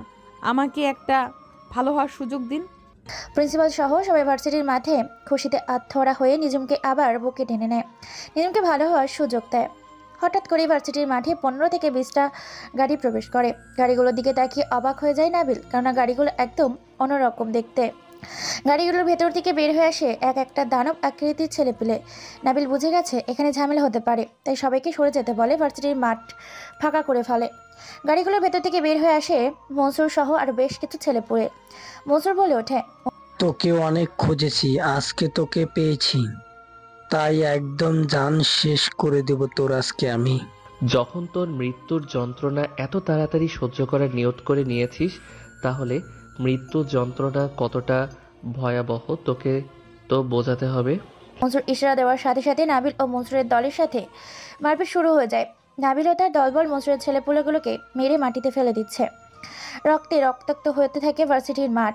রক্ত দেখে সবাই অবাক হয়ে যায়, কেননা সব অস্ত্র দিয়ে মারামারি করছে। এই নিঝুম এটা দেখে মনে মনে বলে ওঠে, এবার ভালো কাজ করার সুযোগ এসে গেছে স্যার, আমি গেলাম নাবিলের পাশে থাকতে। কথাটা বলার সাথে সাথে নিঝুমও মারপিট করতে থাকে তাদের সাথে। এক পর্যায়ে সবাইকে মেরে মাটিতে ফেলে রেখেছে। কারো গলায় তো কারো মাথা নেই, কারো হাত নেই তো কারো চোখ নেই। সবাই রক্তাক্ত শরীর নিয়ে ভার্সিটিতে পড়ে আছে। মনসুর এটা দেখে যখনই পালাতে যাবে তখনই তার পেছন থেকে নাবিল গিয়ে তাকে ধরে ফেলে। তার গলায় ছুরিটা চেপে ধরে বলে ওঠে, আমি হিংস্র, আমি ভয়ঙ্কর, আমি ভয়াবহ, আমি আতঙ্ক। আমার মনে নেই কোনো দয়ামায়া, আমার মনে নেই কোনো ভালোবাসা, শুধু আছে রক্তের নেশার আর ঘৃণা। কথাটা বলে শরীর থেকে মাথাটা আলাদা করে ফেলে। এরকম রূপ দেখে সবাই ভয় পেয়ে যায়। কেউ কোনো কিছু বলে ওঠার আগেই আকাশে প্রায় 5-5টা হেলিকপ্টার ল্যান্ড করে ভার্সিটির মাঠে। ধীরে ধীরে সবাই এগিয়ে আসতে থাকে। প্রায় 300 সেনাবাহিনী, 400 র্যাব এবং 100 পুলিশ চারিদিক দিয়ে ঘিরে ধরে নাবিলকে। সবার হাতেই বন্দুক। নাবিল বুঝে গেছে যে এখন তার আত্মসমর্পণ করার সময় হয়ে গেছে। হেলিকপ্টার থেকে বেরিয়ে আসে ওসি সহ ইমন ও তার পুরো দলবল। ওসি বলে ওঠে, সরি মিস্টার নাবিল চৌধুরী ওরফে আন্ডারওয়ার্ল্ড গডফাদার এবং হ্যাকার জগতের হ্যাকার মাস্টার। খবর পেয়ে সেখানে সাধারণ মানুষ ও সাংবাদিকরা এসেছে। নাবিলকে গ্রেপ্তার করা হয়। নাবিলের সামনে রাখা হয় বেশ কিছু মাইক্রোফোন। নাবিল বলে ওঠে, হ্যাঁ, আমি সেই হ্যাকার যে কিনা ব্ল্যাকমেইল করে মেয়েগুলোকে আত্মহত্যা করতে বাধ্য করেছিলাম। কারণ মেয়েরা শুধু ছেলেদের জীবন নিয়ে খেলতে পারে। তারা কলঙ্ক ছিল, এই কলঙ্ক শরীর নিয়ে তারা একটা ছেলেকে বিয়ে করত। ছেলেটাকে তারা কি দিত? নিজের অপবিত্র শরীরটা। তাই তাদের বাধ্য করেছি আত্মহত্যা করতে। আপনি তো আইনের সাহায্য নিতে পারতেন, কিন্তু এমনটা কেন করলেন? কারণ আমি মেয়েদের ঘৃণা করি। তারা শুধু জীবন নিয়ে খেলতে পারে। আরে আমিও তো ভালোবেসেছিলাম মেঘলাকে, কিন্তু সে তো আমার সাথে বিশ্বাসঘাতকতা করলো। তার শরীরটা এলিয়ে দিল অন্য পরপুরুষের বিছানায়। তাই সবাইকে পরকীয়ার ভয়াবহ শাস্তি দিয়েছি, মৃত্যুদণ্ড। আমার কোনো আফসোস নেই, নেই কোনো দুঃখ। আমি আমার জায়গায় সফল। আর হ্যাঁ, আমাকে ধরা যেত না যদি আমি না ধরা দিলে। আমি পুরো সিস্টেম ওপেন করে রেখেছিলাম যাতে আমাকে লোকেশন ট্যাগ করে ধরতে পারে। আমি এই কারণে ধরা দিয়েছি যাতে সমাজের মানুষ আমাকে চিনে রাখে যে আমি কতটা ভয়াবহ। সেটা আমি জানতাম। আপনি দেশের জন্য অনেক ভালো কাজ করেছেন, তবে আপনি অপরাধ করেছেন সেই 15টা মেয়েকে আত্মহত্যা করতে বাধ্য করে। তাই আপনাকে গ্রেফতার করা হচ্ছে। নাবিলকে হেলিকপ্টার করে নিয়ে যাওয়া হয় থানার উদ্দেশ্যে। সাংবাদিক বলে ওঠে, এতদিন যে মেয়েগুলো আত্মহত্যা করেছিল সেই মেয়েগুলো ছিল একটা কলঙ্কিত নারী। তারা পরকীয়ায় জড়িত ছিল। সবটা জানতে পেরে তাদের ভিডিও হ্যাক করে তাদেরকে আত্মহত্যা করতে বাধ্য করে হ্যাকার মাস্টার। কেননা হ্যাকার মাস্টার মেয়েদেরকে ঘৃণা করে। যারা পরকীয়া করেছিল বা করে তাদেরকে খুব ভয়ঙ্করভাবে হত্যা করে মেরে ফেলল এই হ্যাকার মাস্টার। কেননা তার সাথে ছলনা করেছিল একটা মেয়ে। তারই প্রতিশোধে এবং তার নেশায় হয়ে ওঠে পাগল। তবে উনি মানুষ হিসেবে খুব ভালো। উনি নিজে থেকে ধরা না দিলে বাংলাদেশ সাইবার পুলিশ কখনোই ধরতে পারতেন না। উনি শুধুমাত্র ধরা দিয়েছেন যাতে এরকম পরকীয়া দুঃসাহস দ্বিতীয়বার যেন কোনো বাংলার জমিনে কেউ দেখার সাহস না পায়, সেজন্য। ধীরে ধীরে ভার্সিটির মাঠ ফাঁকা হতে থাকে। এর মধ্যে কেটে যায় অনেকগুলো বছর। আজকে জেনেকারের ভেতর থেকে বের হচ্ছে নাবিল। নাবিল বের হতেই প্রেম, মামুন ও তার ছেলেগুলো তাকে ফুলের মালা পরে। পেছন থেকে বের হয়ে আসে নিঝুম। নিঝুমকে চেনাই যায় না। আগের থেকে অনেক সুন্দর হয়েছে। নিঝুমের হাতে একটা ফুটফুটে রাজকন্যা দেখে অবাক হয়ে যায় নাবিল। নাবিল কোনো কিছু বলে ওঠার আগেই নিঝুম রাজকন্যাটা নাবিলের দিকে এগিয়ে দিয়ে বলে ওঠে, নাবিল, এটা তোমার সেই সন্তান। যেদিন তুমি পুলিশ ধরে নিয়ে আসে সেদিন থেকে আমি প্রতিজ্ঞা করি আমার গর্ভে বেড়ে ওঠা সন্তানকে আমি মানুষের মতো মানুষ করব আর তোমার রেখে যাওয়া দলটাকে সঠিকভাবে পরিচালনা করব। আমি আমার ভুল বুঝতে পেরেছি। তোমার সাহসিকতা এবং সততাকে আমি ভালোবেসে ফেলেছি নাবিল। আমি তোমাকে ভালোবেসে বিয়ে করতে চাই। আর তোমার মিথ্যা অপবাদের এই রেখে যাওয়া সন্তানটাকে আমি খুব যত্নে মানুষ করেছি। এটা আমাদের দুজনের সন্তান নাবিল। নাবিল নিজের মেয়েকে দেখে কান্নায় ভেঙে পড়ে। জড়িয়ে দেখতে পায় নাবিলের মতো অনেক আদর করে। নাবিল নিঝুমকে জড়িয়ে ধরে, তারপর বাড়ির দিকে রওনা দেয়। হ্যাঁ, নিঝুম ধীরে ধীরে নাবিলের রেখে যাওয়া গ্যাংটাকে সঠিকভাবে পরিচালনা করতে থাকে। সেদিন পুলিশ নাবিলকে নিয়ে যাওয়ার পর কোর্ট থেকে তাকে 2 বছরের জেলের অর্ডার দিয়েছিল। এই 2 বছর নাবিল জেলের ভিতর ছিল আর আজ জেলের ভেতর থেকে বের হয়েছে। এতদিন নিঝুম নাবিলকে খুব কষ্টে মানুষ করেছে। নাবিল ফিরে আসায় শহরে থাকা সমস্ত গরিব দুঃখীদের খাবারের আয়োজন করেছে নিঝুম। সেখানে এসেছে গরিব দুঃখী সহ আরও অনেক বড় মাপের ব্যক্তিগণ। এসেছে নিঝুমের বাবা ও মা। খাবারের পরিবেশন শুরু হয়। সমস্ত গরিব দুঃখীকে একসাথে পেট ভরা খাওয়ায়। সবাই তাদের জন্য অনেক দোয়া করে। দেখতে দেখতে পরিবারের সাথে সময় কাটায়। নিঝুমের মা বলে ওঠে, বাবা, যা হওয়ার হয়ে গেছে, এখন থেকে নতুন করে জীবনটা শুরু কর। দোয়া করবেন আপনারা আমাদের জন্য। নাবিল, আমি তোমাকে খাইয়ে দেই। তারপর নিঝুম নাবিলকে যখনই খাইতে দিতে যাবে তখনই তার ছোট্ট মেয়েটি বলে ওঠে, না না, বাবাকে খাইয়ে দিলে আমাকে খাইয়ে দিতে হবে, না হলে আমি মানবো না, তোমাদের সাথে কথাও বলবো না। আচ্ছা আচ্ছা, ঠিক আছে বাবা, তোদের বাপ মেয়ের জ্বালায় বুঝি আর আমার শান্তিতে থাকা হবে না। কেবল তো শুরু হতে চলেছে, তাই না? এটা শুনে সবাই হেসে ওঠে। খাওয়া দাওয়ার পর্ব শেষ করে নাবিল আর নিঝুম বিয়ের রেজিস্ট্রি করা হয়। নাবিলকে আজকে তার নানু নানির সাথে রেখেছে। রুমের ভেতর বসে আছে বধূ এসে নিঝুম। নাবিল প্রবেশ করতেই নিঝুম সালাম দেয় নাবিলকে। নাবিল জড়িয়ে ধরে। তুমি আমাকে মাফ করে দাও, আমি তোমার সাথে অনেক অন্যায় করেছি। তোমার জন্য আমি একটা সুন্দর পরিবার পেয়েছি। আরে পাগল, তুমি কান্না করছো কেন? আমি তোমাকে মাফ করে দিয়েছি। আমি খুশি হয়েছি যে সবাই তোমাকে কত ভালোবাসে, তোমার জন্য কত মানুষ খেতে পারে। তুমি আমার গ্যাংটাকে সম্মানের এক উচ্চ জায়গায় নিয়ে গেছো। তোমার জায়গা শুধু আমার হৃদয়ে নয়, আমার কলিজায়। তাই তাহলে আমাকে একটা চুমু দাও। শুধু চুমু? আজকে রাতে তো অনেক কিছু দেব। কথাটা বলেই খাটে ফেলে দেয়। ধীরে ধীরে ভালোবাসার দুজনের রঙিন দুনিয়ায় ঘটতে থাকে। নিঝুমের শরীর থেকে সমস্ত কিছু সরিয়ে থাকে। নিঝুমের ঠোঁট, চোখ, কপালে, গলায়, পেটে আলতো করে কিস করতে থাকে। নিঝুম নাবিলের প্রত্যেকটা ছোঁয়া ও সম্পর্কে ভালোবেসে আগলে নিতে থাকে। ধরে আছে নিঝুম নাবিলের মাথার চুল। নাবিল পাগলের মতো কিস করতে থাকে। 3 বছরের না পাওয়া ভালোবাসা যেন এক রাতেই উসুল করবে নাবিল নিঝুমের কাছ থেকে। নাবিল পাগলের মতো কিস করতে থাকে নিঝুমকে। নিঝুম সেও নাবিলের সঙ্গ দেয়। ধীরে ধীরে নতুন এক দুনিয়ায়, নতুন এক পৃথিবী রঙিন করতে ব্যস্ত হয়ে পড়ে। 3 বছরে না পাওয়া ভালোবাসা এক এক রাতে আদায় করতে থাকে একে অপরের। তাই আজকে ডিস্টার্ব না করে তাদেরকে এখানে রেখে আমরা ঘুমাতে গেলাম। সবাই মিলে বিদায় নিচ্ছি এই গল্প থেকে, যেন তারা তাদের মিশনে সাকসেস হতে পারে। এই দোয়া করে চ্যানেলটিকে সাবস্ক্রাইব করে নতুন কোনো গল্প দেওয়া হবে আপনাদের সাথে। ধন্যবাদ সবাইকে।